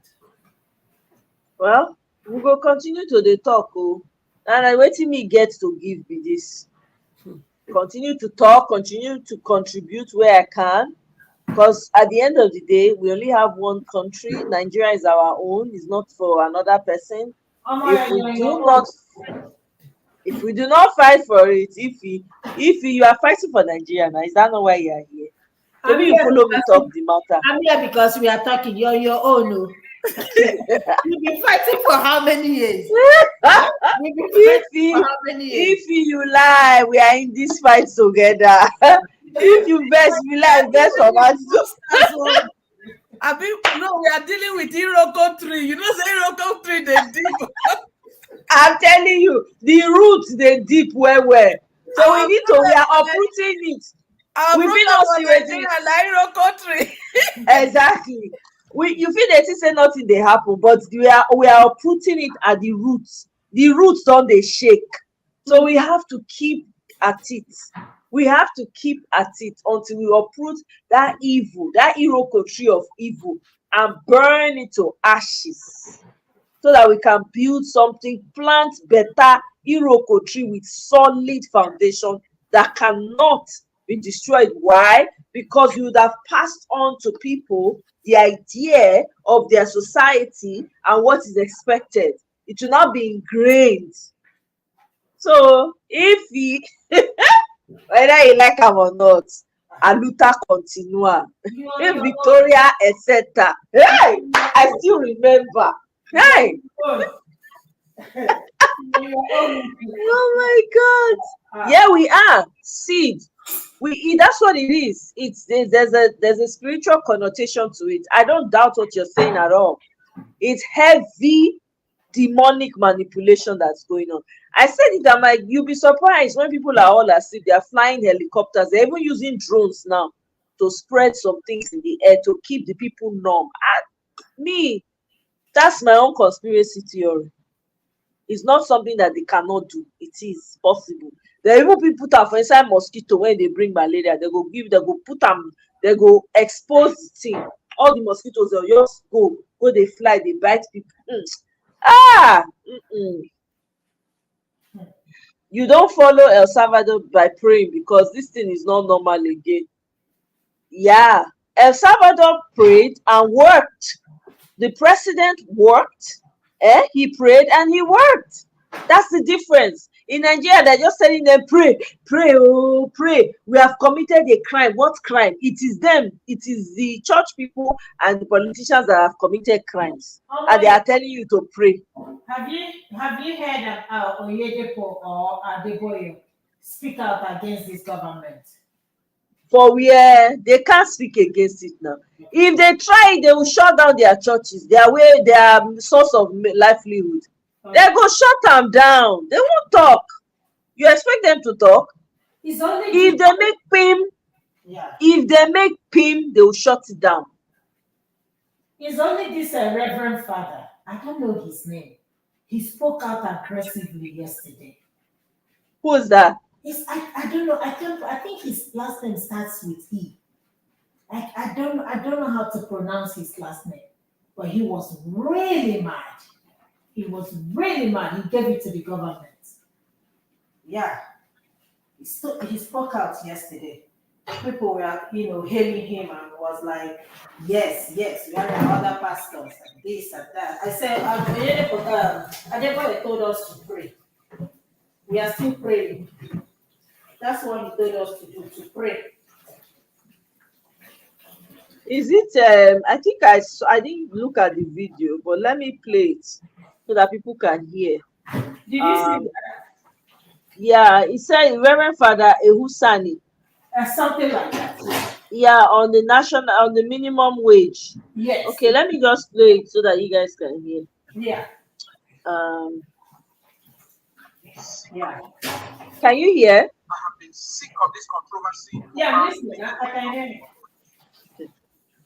And you can hear the video, right? Yeah, I will save the video somewhere on my phone. Okay. Yeah. How can anyone who earns 200,000, 300,000, 400,000, 500,000, not to talk of people who earn 1 million, 2 million, how can they go to sleep in good conscience every day? How can they go to sleep in good conscience and come out to sit down in a boardroom to discuss the sustainability or otherwise of paying 60,000 to the poorest of workers? How can we go to bed and sleep, all those who belong to the elites, who earn 2, 3, 4, 500,000, 1 million? How can you go to sleep in good conscience, I say, if you still have any conscience? Yeah. How can you go to sleep in good conscience and come out to be debating? I hear people on TV, I watch people on TV, experts, economic experts, corporate executives, government officials, who are taking home more than $1 billion in a month. And they are there arguing that 60,000 or over will destroy the economy, is not sustainable. How wicked! You give 60,000 to a poor worker the poor worker who may have a family of 2 or 3 or 4, for his feeding, for his accommodation, for his house rent, for his medical care, for his children's school fees. How wicked! How blind! How can we do that? And we think that God will bless our country. We think that it is by bringing a new national anthem for God to bless our country. How can you commit this crime against humanity? For me, this is a crime against humanity. Yeah. Because the poor people who cannot afford to buy gari, I'm not saying they will buy that they are to buy sardino. I'm saying buy gari. Poor people who cannot buy gari. I'm not talking of meat or fish. Poor people are dying because they have no money to cure malaria. How can you go to sleep in good conscience? Those of us who belong to the elite, how can we go to sleep with good conscience? Yeah. And we are debating and we are discussing and we vote 500 million naira to meet and debate about paying 60,000 to the poor. My dear friends, I see this as a new form of apartheid. Nigeria is one of the most unequal societies in the entire world. A society where, like the animal farm, a society where we have conspicuously rich people, people who are living in conspicuous consumption, and others who are in deplorable, dehumanizing poverty. If you have somebody in this country that takes home 1 million naira, I mean 1 million, I'm not talking of 30 million naira, 1 million naira in the month, and he can open his mouth to be part of a discussion about the poor getting 60,000 naira. I say anyone who earns up to 1 million naira in the month should keep his or her mouth shut when he hears them debating about taking 60,000 for the poor. More than 60 years after independence, we are running an apartheid society. This time is not racial apartheid, it's economic apartheid. We are running an apartheid society of people of conspicuous consumption, flying in private jets around at government expense, people who are riding 4, 5, 6, 7 SUVs with pilot vehicles chasing the poor out of the road, and poor people, you are debating, you are discussing, you are over 60,000 for the poor. You insult the poor by saying 30,000, and later you say 48,000, and now you say 60,000, and say you pay more than 60,000, you come out with 62,000. You insult poor Nigerians. I said there is hardly any society I know that is as divided as the Nigerian society. And a society that is so divided is just sitting on a keg of gunpowder. I have warned here before that the revenge of the poor is at the corner. The revenge of the poor is at the corner. I am not calling for it, but it will happen as night follows the day. Because when you so reduce people, you reduce people to this dehumanizing level. Nature does not allow a situation of islands of affluence amidst a sea of poverty. Nature does not allow it. And let me warn those in the elite. Let me warn those in the tripartite committee of government. Let me warn that it is in the course of nature that when a predator continues to devour the very resources that the predator needs for his own sustenance, nature will take out the predator in order to have equilibrium, in order to have a measure of equilibrium. Nature is about balance, you know. All of nature is about balance, and human beings are part of nature, and Nigerians are part of nature. If the predator who needs the animals in the kingdom, needs the animals to survive, if it is recklessly devouring the very animals it needs for its own survival, if it is devouring it recklessly and senselessly, nature will step in and remove the predator so that they can be balanced in the system, in the ecosystem. Let me warn that all those who are in government, I have not confirmed that there are people taking home almost 30 million naira a month. And you have the guts and you have the temerity to sit down, and your conscience allows you to sit down to discuss about 60,000 naira for poor worker for the whole month, and you are the one that has all the opportunities of excess tackle and all kinds of perquisites of office. You sit down to discuss about 60,000, and that is all that the person will have in the month. You sit down to discuss this and come out and say this is not sustainable. How is 30 million naira sustainable in that economy? How is it sustainable that the leader has 100 SUVs going with him to the airport? How is it sustainable? How is it sustainable that government leaders junket around the world? How is that sustainable? I say we are committing a crime against humanity. And if we do not repent and retrace our steps immediately, the revenge of the poor is at the corner.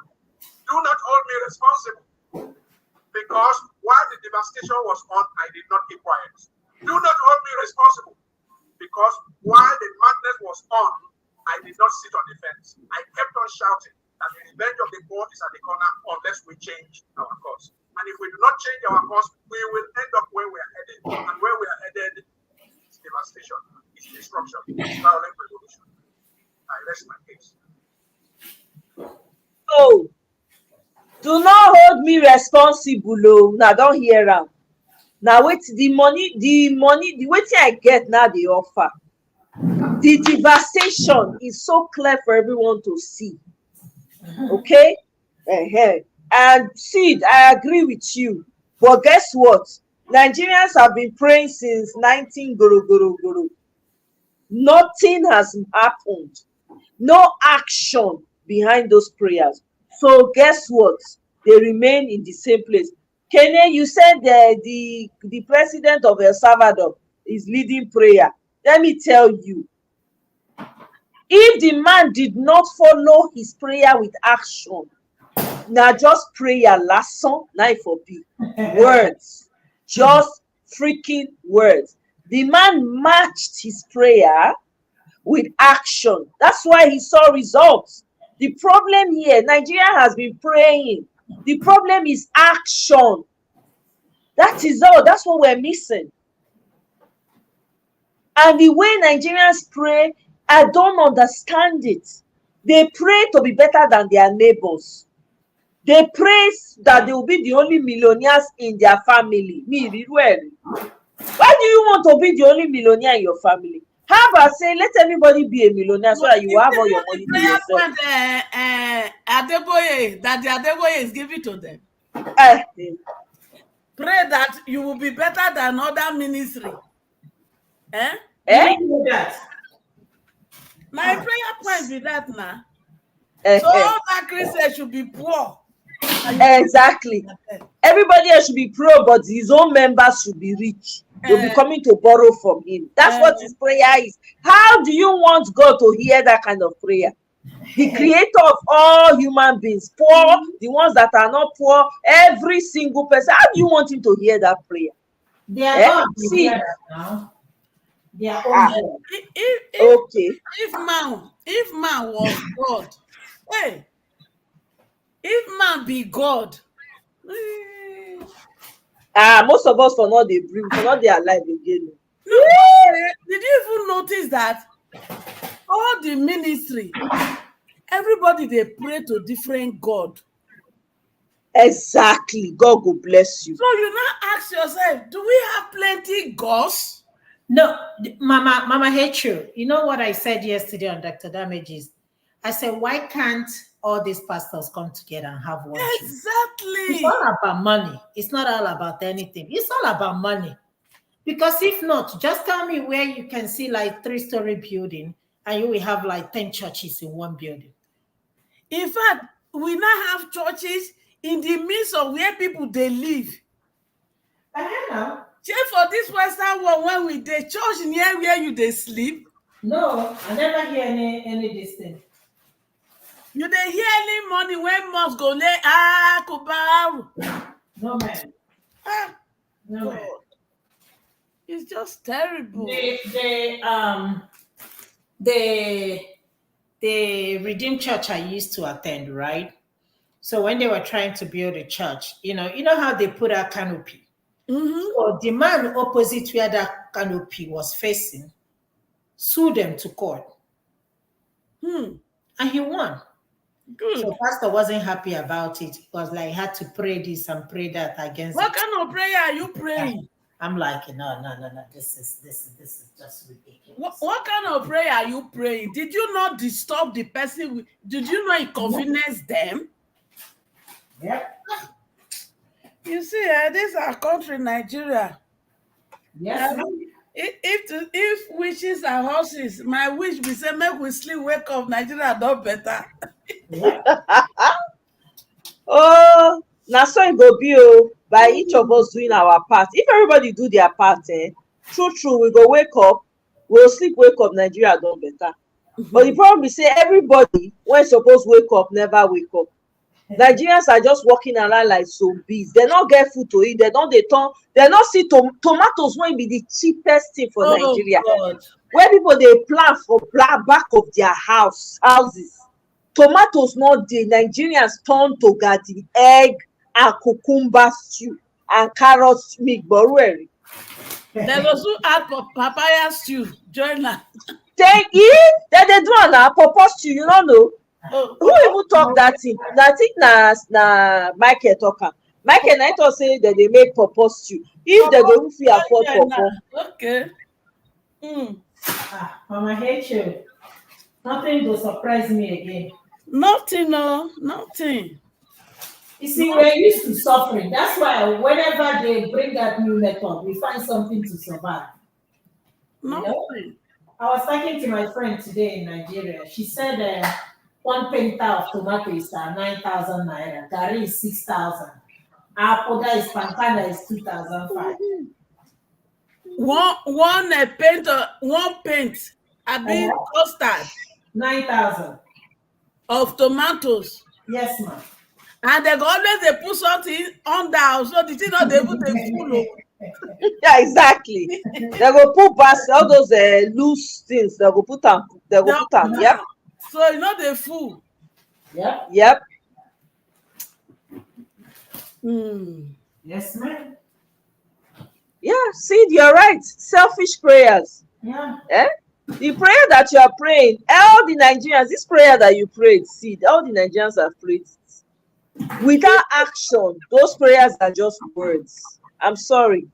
Nigeria has been praying since I was born into it. I was born, I see me say Nigeria, they pray. For church, they go pray. For school, they even get prayer when they pray for Nigeria. You know, if they see the one they go carry inside market, people. If exactly. They go close. They go there. Hey God! Oh. Every 12 o'clock, the Catholic will pray. Go, oh my God! Prayer for the country. Prayer for the country. Nothing has changed. Why do you think? Because they have not put action behind it. It's one thing to say, oh, tomorrow I want to do this, I want to do that. If you tomorrow reach, you know, do am. Everything when you talk yesterday is void, is null and void. Because you did not do what you said you were going to do from yesterday. That's how prayer is. You pray, I've been praying for over 60 freaking years. Nothing has changed. That should tell you not something, there's a necessary ingredient that is missing. That ingredient is action. Without the action, forget it. How do you, even if there's a spell that has been cast, let's assume, yeah. And I actually believe that there's some hypnosis that has gone on. How do you even break it? It's still by action. Something has to move. Once you do it, once people start to act, you will see all that spell will be broken. The only thing that will remove that spell is action. Trust me. There you go. See, now exactly. Bagam, we are very selfish. I think I said it yesterday. I did a video and I said it. We are very selfish people. We are wicked to ourselves. Let's just say it all the way. We're very wicked. We are selfish. We don't want good for the next person. We have stinking behavior and attitude. I'm telling you, that is what is playing out right now. People are always which day was it? I was somewhere. I think I mentioned the story yesterday. I was on a space, especially when this whole food hike and all of that. And I said, you know, this is the time for everybody to start helping themselves. If you live in a compound, you know, with 10 people, let's say 10 households, instead of each household buying one bag of rice, why don't you come together, buy 5 bags of rice, right? Instead of 10, and then share it. Somebody came up and told me, I beg, how can I say that? That do I know what it means that each family is supposed to have one bag of rice? It's going to reduce. I'm like, what the heck is this guy talking about? Do you know what that means? People are supposed to come together in times of suffering and find ways out. Nigerians are not doing that. Don't you find that suspicious? You don't think that there's something wrong there? You are suffering alone. Meanwhile, you live with people. Lack of trust. Only me. I want to be king. Attitude. You just said it. Me. I want to be king. Na me get am pass. Na me wan shine. Hey. Yes, ma'am. Me not go let us go forward. Chairman, chair lady, mama, na wetin. Make dem dey hail us. See, the prayer no dey keep them sane. I'm sorry. Prayer. The prayer is actually making them lose their freaking minds. That is what, because where there's constant prayer, there's no action. You are praying, you are not seeing the results of the prayers. The only thing What wey happens the now prayer is dey do delusion.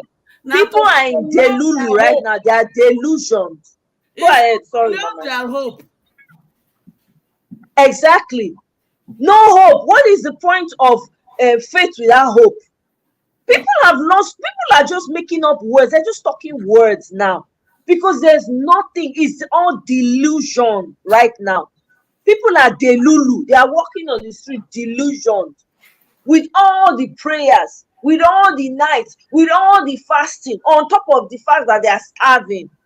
Please, there is, see, the creator, God, whatever you call him, cannot be mocked.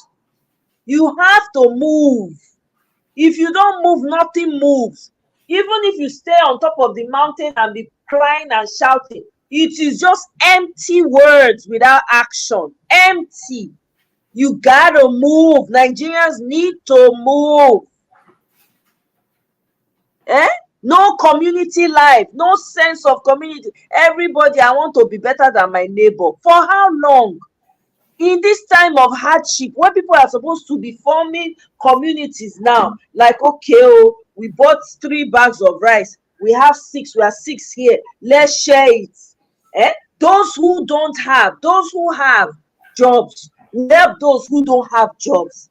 That is how you band together. Hey, Nigeria, there's a lot of unlearning. The brain needs to be rewired.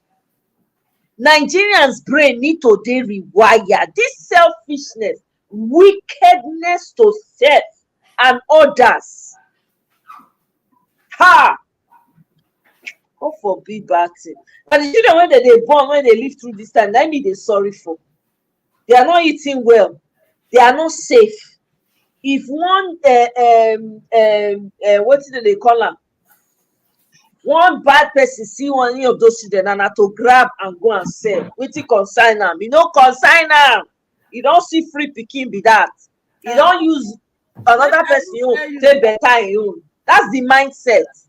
Go ahead, Mama Encho. One small girl, she has 3 children.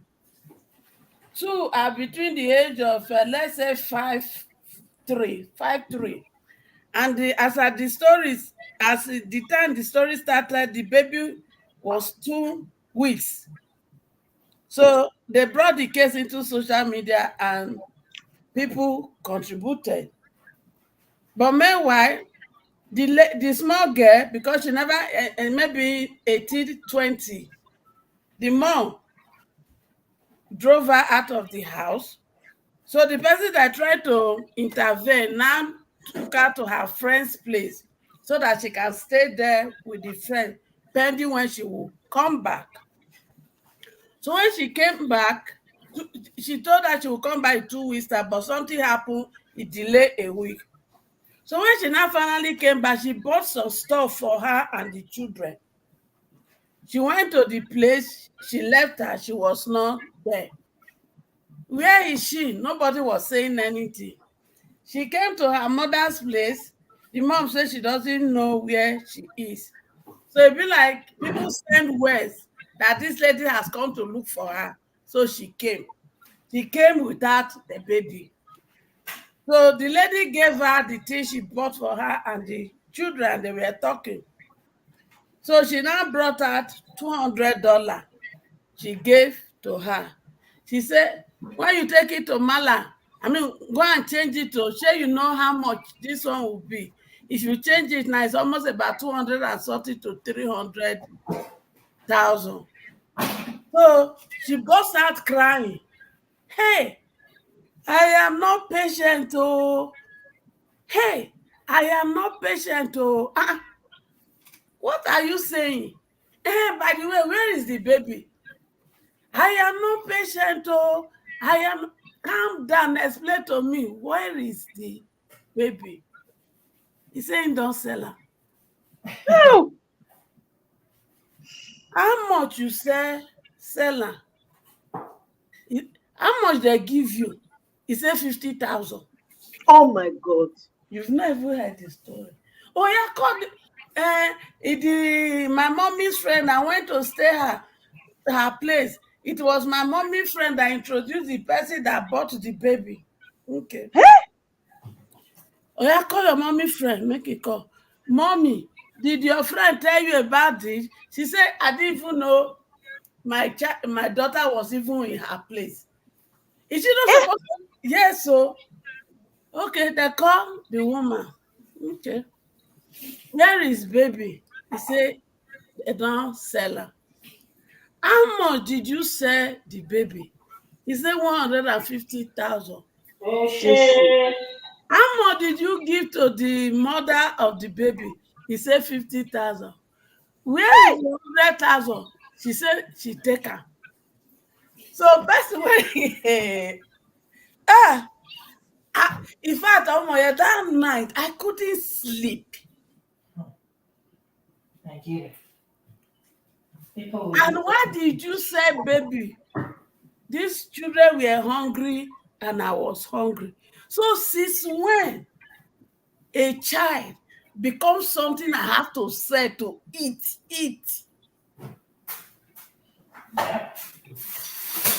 I say, this one when they don't introduce the selling of baby, she will be getting pregnant to sell. They already have them. They already have people who do that. They put them in a warehouse, they just have babies and they sell them. It's happening very often now. Exactly. It's happening regularly. Yeah. There is Guess what? nothing we are not doing in that country just to get this. Yes. Nothing. See, the ramification of what is currently going on in Nigeria.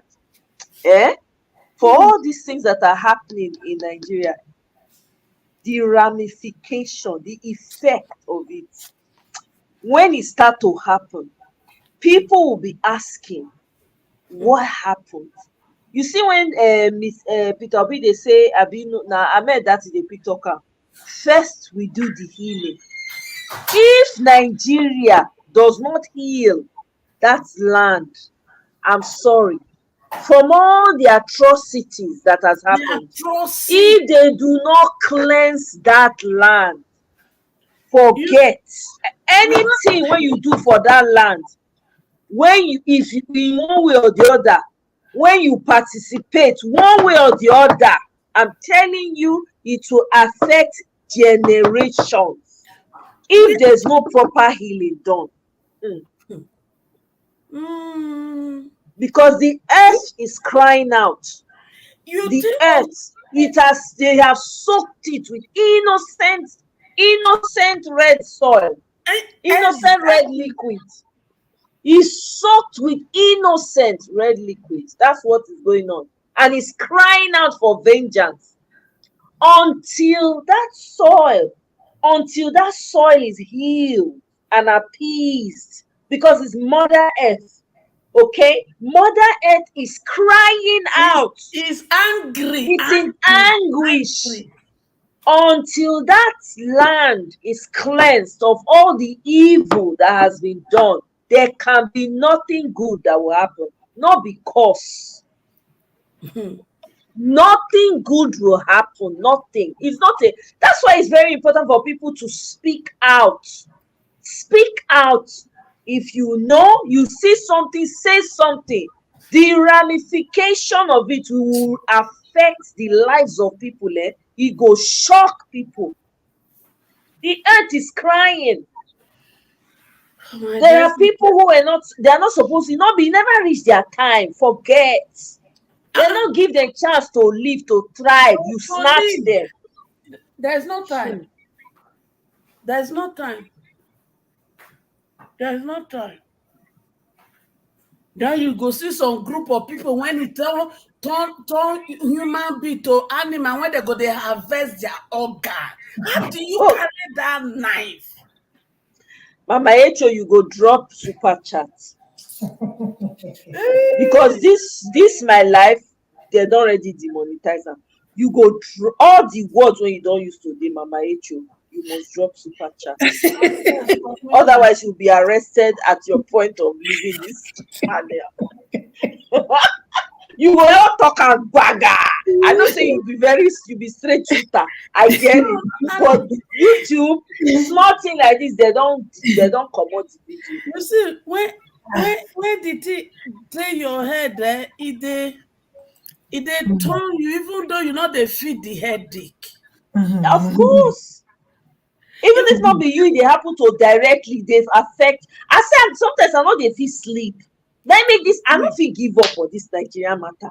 Anytime I say okay, I can take a break. But after a while, you go be like somebody they knock for my heart. You go they knock. I say, hey, I have to come and talk about what's going on in Nigeria. Otherwise, I can't have rest. It's not a coincidence I'm here. Say I like to do all this chatty. Soft gay life. I suppose come here now with glass of wine and be talking about other things, But I can't. There's just too much suffering. It's criminal. I can't. I will have fun when I need to, but anybody that sees what's going on in Nigeria and as a Nigerian that's not speaking up, I don't know what to tell you. It's not up to me to pass judgment. And the thing is, I don't know whether all this issue it reaches their seat of discussion. I don't know. They reach, forget, they're not the talker. They reach their seat of discussion. It not concern them. They don't have conscience. Right, sorry. No, my sister, I'm saying that they don't have conscience. They don't care. Do you think they care? Or do you think they don't listen to all these things that we've been talking about since when? God knows. They don't care. They just worried about their own families and their generations to come. But my only happiness is all these things will end in down, 6 feet. 6 feet. That's it. Exactly. That's my only happiness. You now see the rate of drop out of school plus the one when they already day out of school. So what else do you not think they will be doing? My sister, Mama, I hate you. I don't know how to answer that question. My only happiness is that only 6 feet, everybody go collect. 6 feet. Now today I hear for the first time say people not they feed bad tomatoes again. They don't use carrot, cucumber, everything. Don't do it. Yeah. You just hear them. Very soon, carrots will be expensive. Watch. Yes. It not even be the thing. Not even it be like squash. Squash be like cucumber. It very close to. Now squash. Now I see the person they use for stew. Okay. We come mix am with pepper and onions, blend. Sometimes it go pepper. Yeah, it go pepper and it go plenty. Oh, so that exactly, it go be like a ayamashe stew. That ayamashe when they black. Hey.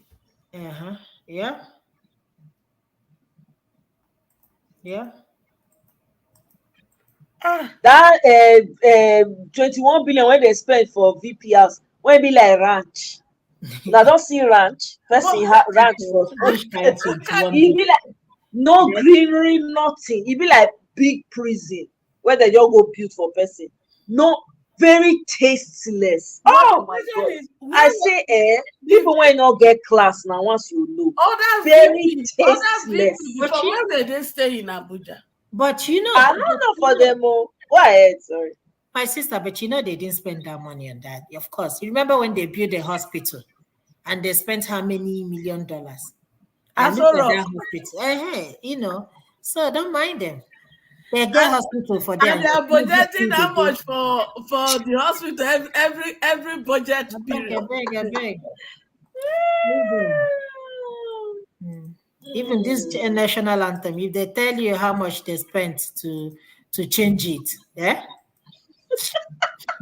Everything are billing for Nigeria. And you're not Common the only national one. anthem when it already dey there, they go They bill. didn't write anything, no, just to sit down, no, to bribe them so that they go pass am. Can you imagine? That's what they still give money for. And these people could not reject it and say, no, our people are suffering. They can't. They're not going to do that because the money is coming into their. That's what it's part of the selfishness we're talking about now. Selfishness, greed, me and my family. As long as we are okay, and you know the funny thing, the end of them not the ever end well. Either their children head go be upside down, they're going to do things where they're not sending their money, not they pass one generation. And when the person go down 6 feet, now so all the money go follow and go down. The children go squander the money. People when don't know anything, they go squander the money. And name one Nigerian when get generational wealth for Nigeria. Please, I'm waiting. Name one. Day because of the mindset, because of the way they think and the way they do things. You'll see grandpapa, he go marry small girl when he great grandson supposed to marry. He go this in a normal thing, right? You come marry and all the enjoyment when he children supposed to enjoy. He want to enjoy in his own time. And they watch Yoruba movies well. Some Yoruba movies, the person go meet Babalawo. You go tell the Babalawo say he won't get money for this world. Wetin he go do to get the money? The man will tell am say, so that means say you go use all the goodness when they your children life, you enjoy all the goodness, all the good you carry, only you. The children will now become useless. Only the father will be wealthy. Ma, leave you now. They go work tomorrow morning. Oh, my sister, Ify, thank you so much for joining. I really appreciate it. Una help me. Una make this one entertaining and very interactive for me. I appreciate it. Tomorrow night. Absolutely. We dey here. We continue. Yeah. Luta continua. Okay. All right. Good night. All right. Good night. Yes. I will soon they shut her down. So thank you. Thank you so much. Good night. No problem. Yeah. No problem. Bye-bye. Bye. Okay.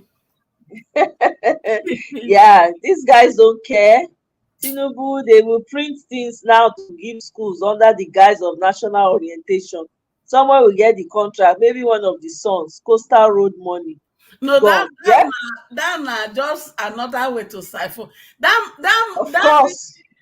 road, if they start, I know go come up from Lagos. In fact, if he reach already, go stop.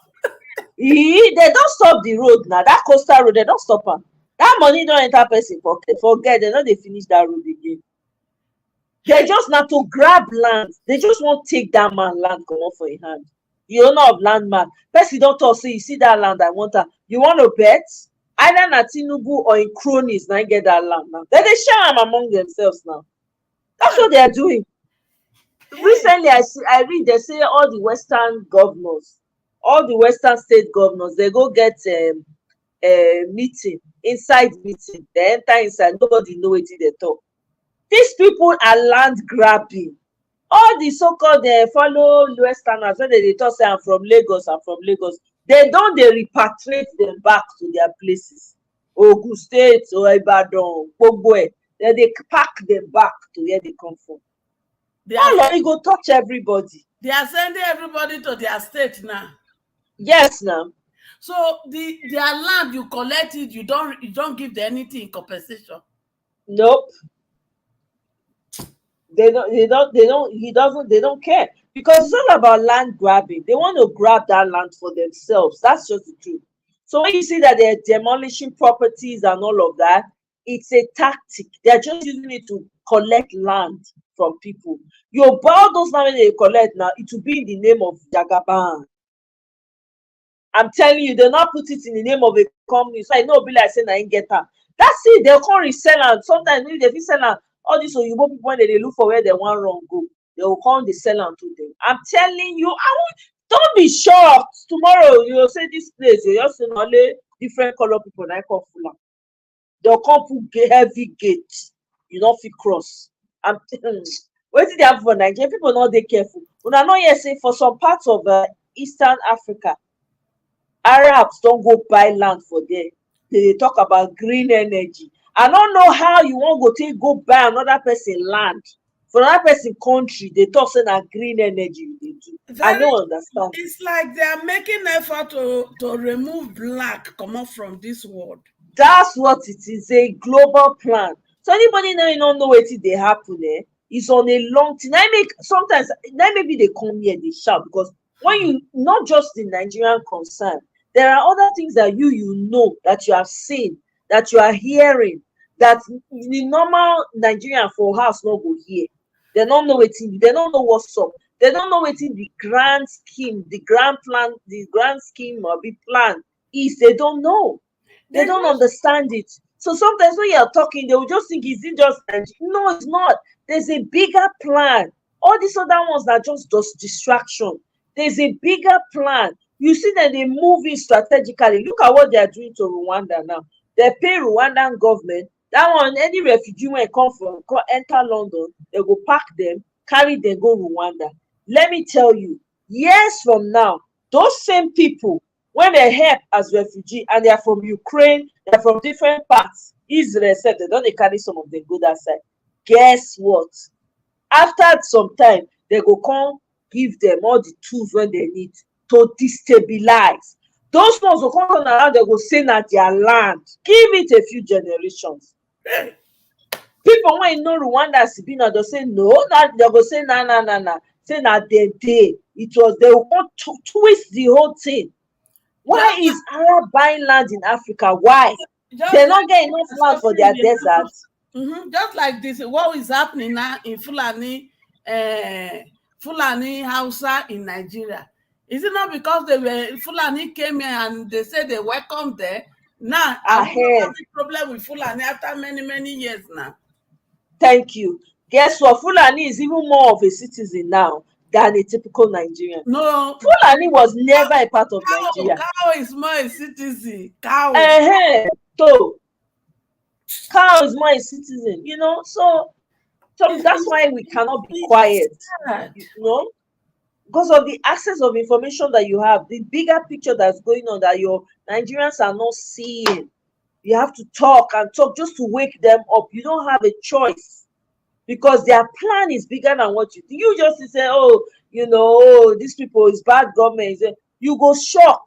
These people that they impose them, and remember, these people that they belong to group, they belong to cults. That they select them, they go say you go be president of this country. This one you'll be president. That's what they do. Even the president for Mexico now, people are protesting against her because a Jewish descendant. How Jewish person go to be president for Mexico?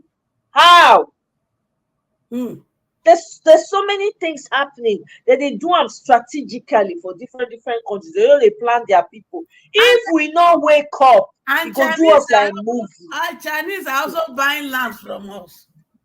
Chinese don't know even though I not trust them. Chinese don't know even bad reach waiting this. No, Chinese so bad because in their country you cannot have it. I know. Me they talk say yes. Fine, okay, let me agree with you. Chinese so bad, but at the end of the day, which one is more of a threat, of an immediate and future threat? All of them, they are threats. All of them, but which one is more crucial? Which one you will first take out first take care of first? That's the problem, because your people, they're not they sign. Maybe some of the people that they sign contract with the Chinese, they feel the government or whatever of states, right? The real big guns are the ones that are imposing precedence on you. What is Tony Blair they can't do for Nigeria? Why is he always coming to Nigeria? People know they ask those questions. Oh my God. We are in soup. Oh, this is not. See, when Dele Faru to me say, G, Masun, he just do video on Sunday. G, Masun, I title am. Wow. Fire on the mountain. There's something going on. Be more sinister than we think. When we they play, Nigerians have to wake up. Any which way, it's better for you to fight going down in the ground than just fold your hand like one goat or lamb. So you come carry rope put for the goat neck, drag am. Nah. Eh? No, Jesus Christ, they come down from heaven, come help you. Fashi, the laws of nature have been put in place. If you like, shout in prayers from now till tomorrow. If you don't put action behind what you are saying, you are going nowhere. You are stuck. Nothing is coming from nowhere to save you. You gotta save yourself because you are the solution. You are the solution. We are here on a battle we did for here for this world. We are literally fighting for our lives. If we keep quiet and fold our hands and just assume, oh, you know what, it is, let's be managed. Nah, we gotta say it's over. Time for management is over. If I perish, I perish. Everybody is going 6 feet under anyway. So choose which way you want to go. If I perish, I perish. Now we didn't know. Exactly. It's turn by turn. You don't know. People don't know. Abuja, when the people they say it's safe, it's safe. They enter estate, they collect people, they go carry some. When they don't finish it, they go dump the ones they dump, carry another one. I call the one that say they go carry people from our compound, now go still remain for the compound. Hey, wow. I don't understand though. Not be say you ready, not be say you get tools when you go fit resist. Inside federal territory. Yes. From estate to estate, banditry, terrorism, everything is going on in that place. Do you think these people care? They know what's going on. They know the people that are doing yet, it. that is where security was supposed to be tight. Forget. My own be say make them by mistake carry their children and themselves. That's all. By mistake. Make it just happen like that so that they go do am. See the 3 Christians when they just unalive broad daylight like that. They stand, they unalive them. Three young men, Christians. Eh? Now we go say we go keep quiet, we no go talk.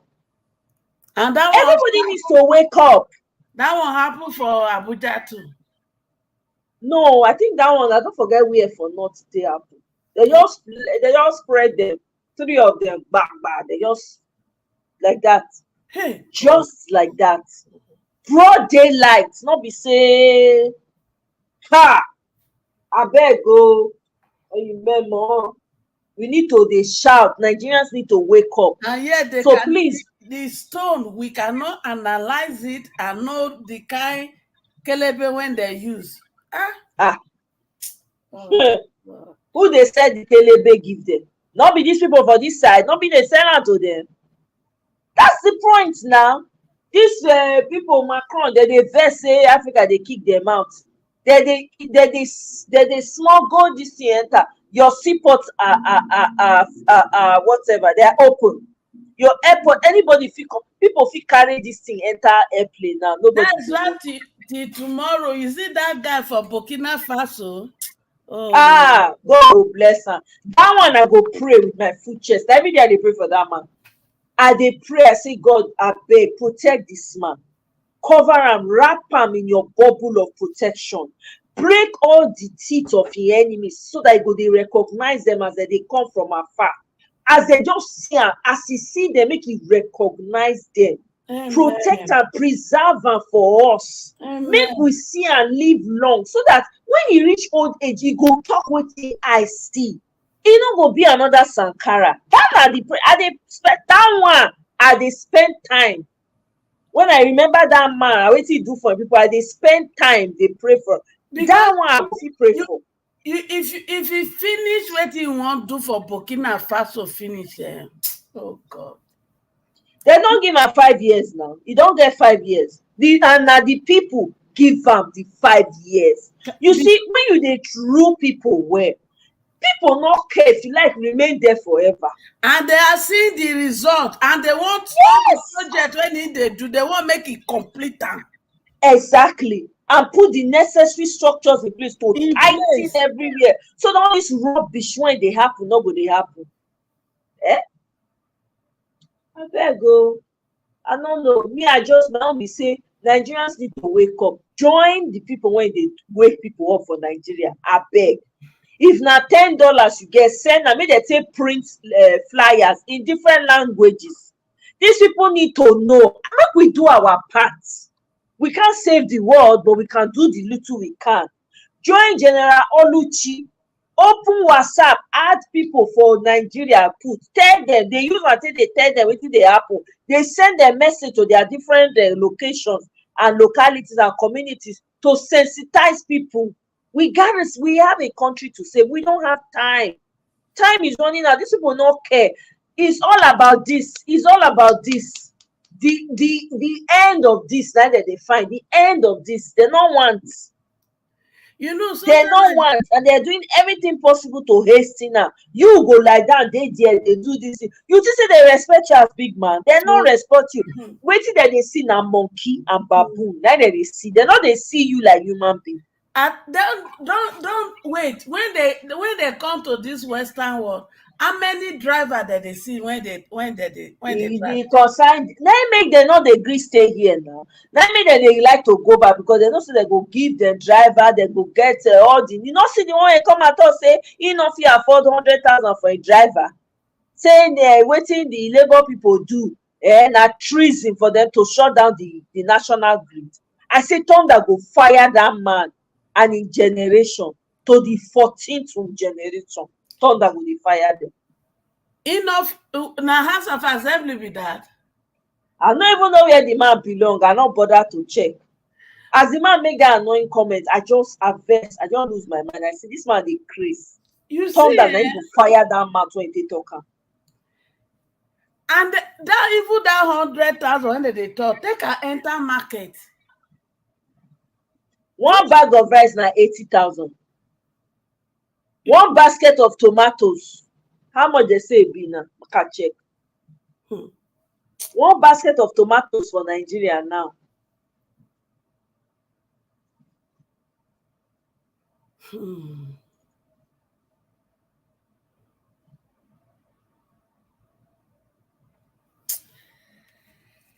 So 110,000. basket of tomatoes. 110,000 to 140,000 for basket of tomatoes. So if you want buy half a basket, 55,000 or 70,000 that you dey pay. If you want buy a half of that half, a quarter, right? You go spend 27, maybe 27. So the change when you make for 20 for that 100,000 not reach you to buy basket of tomatoes.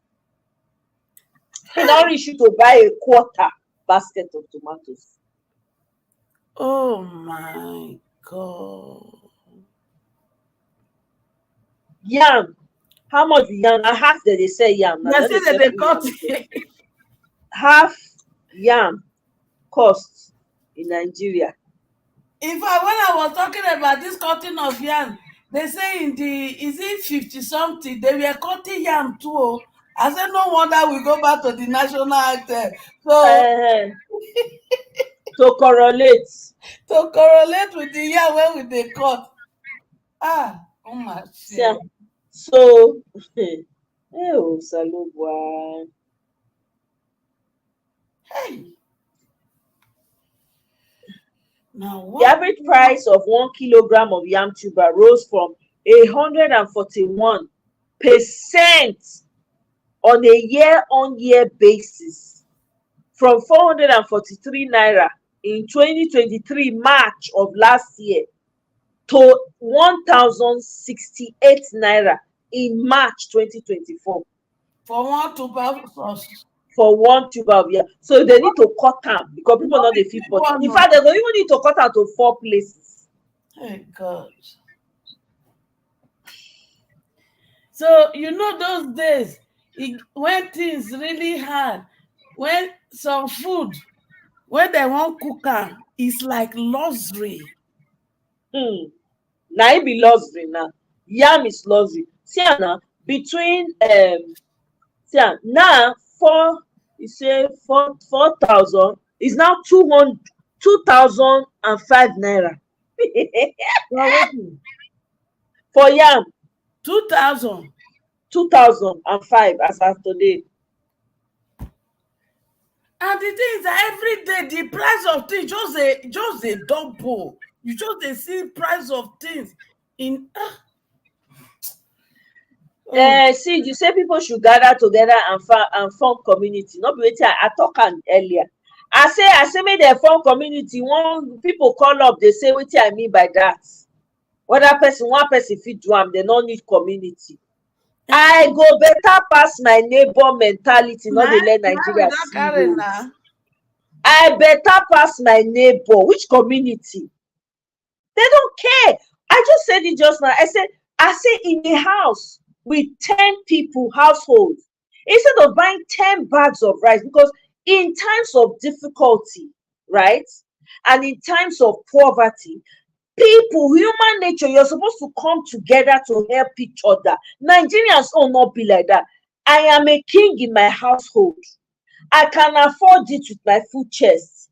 I better pass my neighbor mentality. No one let them see road. So what are they doing? Instead make they say, okay, we are 10 here, let's buy 5 bags of rice, let's gather money. Inside that 10 households, some people dey they fit not get work again because of the way the economy be. So if you can afford it, you go join money together. If na 2,000, 3,000, the person fit add am, una buy and share am half.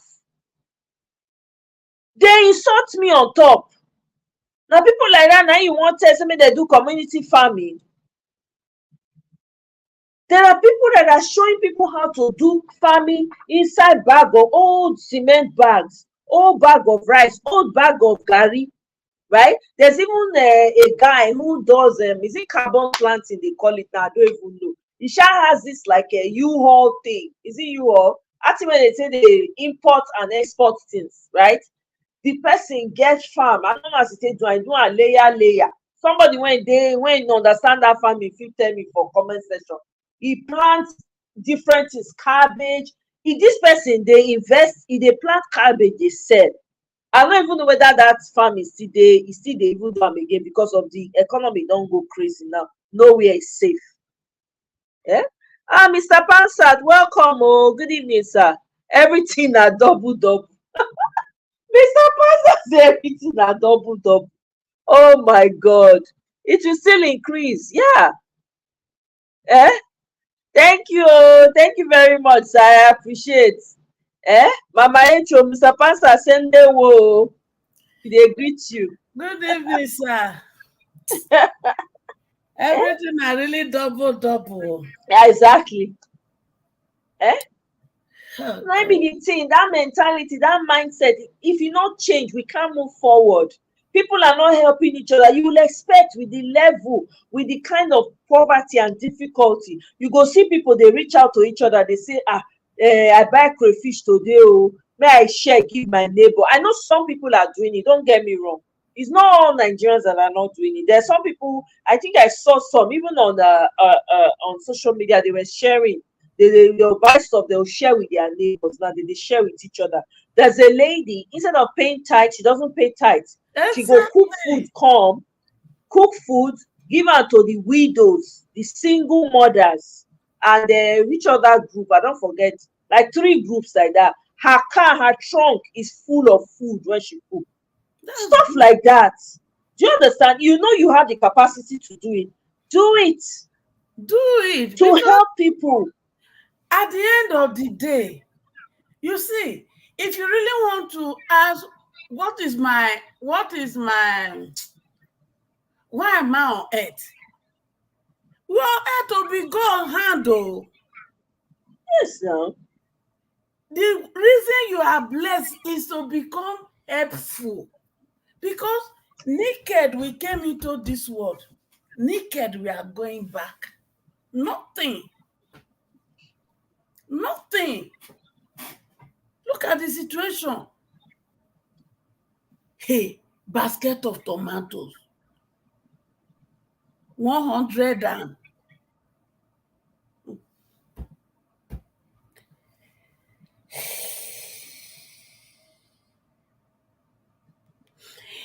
My own concern is that anyway, before they know they talk, so now maybe fire don't they fire them. If not before, they don't they discuss the poor masses in their National Assembly.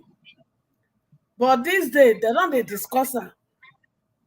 Maybe one day they will now begin to change policy that will reduce their allowances. When Yeah. I say this senator of Abuja, they talk say people they give people money. I be waiting they talk. Which senator? Whether King Igbe abi They sideline am. They sideline am. They no dey tell her anything. They no dey include her in anything. So they're relegating her. She was complaining that they're relegating her. You know. Guess what though? But she collects the voicemail when they send her. They know she not collect am. she collect When they send prayers to their email, he come out come tell us say, by the way, oh, my people, see, oh, they sent prayers to my email. Did she come to tell you? is it not high time? Is it not because by now all of them don't know wetin be the package when all of them they receive both retirement. E never reach make some of them publish am for us. I say, some of these people are jokers. They just got in there for themselves. Okay? Now, here is what I expected for those people that went in. I'm not saying you will know it all, right? But you can be doing videos and educating your delegates and saying, this is how, this is what the meeting I had today. We talked about this and that and the other, blah, blah, blah. You go, they chat, they tell us, they inform your delegates, inform your constituents about what they happen. Una not talk. They give una prayers for email. You not contact them say, see, oh, they give your prayers for emails. Oh, and like this, they do it for you. Now, wow, but I'm not going to touch this money because I don't want to be a part of it, right? Or you take and do better thing for your constituents. Abi, I dey talk am well. You take and do better thing. If maybe their road no good, you go use that money, carry am quickly, take and fix am. Just because that's not your salary. You go reject instead of rejecting it, take and fix something for your community, right? You not do that one.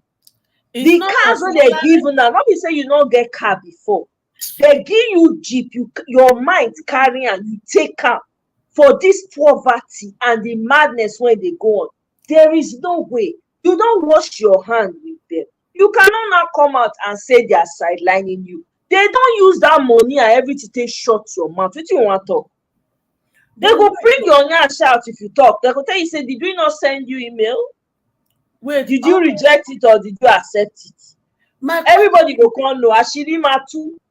My question is this. The previous government, they don't buy cars. Where are the cars? Mama Echu, they ask me like say I did there. I don't know. Because I want to know, Mama Echu. I don't know. Every time that they come, they go to budget for car, budget for house. What of the previous one? Where did they live? They sell them or they will give them to their girlfriends. You know, saying that men plenty pass for Senate and rep.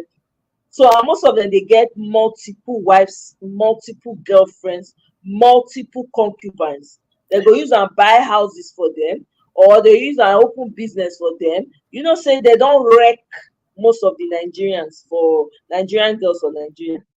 So that they fund their lifestyles. Look at this man, Ned Nwoko. How many wives Ned Nwoko gets? You just say women Nwoko they make money by himself. He go get mind to marry many wives like that. He not go fit. Because when you go think how much heat in business go take by marrying multiple wives and then funding their lifestyle, he go think am twice. Excess. Then they worry those people. All those House of Rep members and whatever. If you go meet now, you see they get like 100 girlfriend. The ones who they get 16 wives they inside, 12 wives, 20. They born children when they'll turn to criminals in future. Abeg, forget matter. These people are not serious. If you know you don't want to be a part of it, don't not chop. Just comot your hand. Say, nah, I didn't touch anything. Even the email that was sent, see am, e still dey there. I no touch am. You go get mouth take talk. Not be one of House of Rep member come out that day say, let's do something about our community. People are hungry, people are starving, there's nothing to celebrate. The woman was talking with fear. Then they come tell am say, is it not the democracy you are enjoying? It is democracy that's making you stand in front here and talk. They almost ate that woman raw. Wetin we dey talk? Well, my battery don almost crash. Make e no go crash finish. I don try for almost 5 hours. I intended to do 2, not more than 2. All But I right, don my drag dear, we matter will come. meet again for village meeting. We go meet for village square tomorrow night. The The grace matter of no dey end. Eh? I say by the grace of God. Yes, so Mama Echo, thank you so much for Thank you joining me and too. staying throughout. I really now ginger me to stay this panel this No long, you problem. know. Good So I night. really appreciate. The My fight must continue. Good night. Thank you so much. All right, guys. Thank you for joining me. I really appreciate you guys. Mr. Pansa, thank you. Sid, Kene, Michael don't reach Kafanchan by now. Michael don't dey sleep. You guys, thank you so much. I really am highly favored. I not say highly favored, we don't go sleep. That one not be, So, but anyway, thank you so much, guys. I'll see you guys on my next one. Thank you. This has been a great conversation. So please do your part to play your role. I beg. We all have a part to play in this new Nigeria. So let's do our part as best as we can. All right. Bye.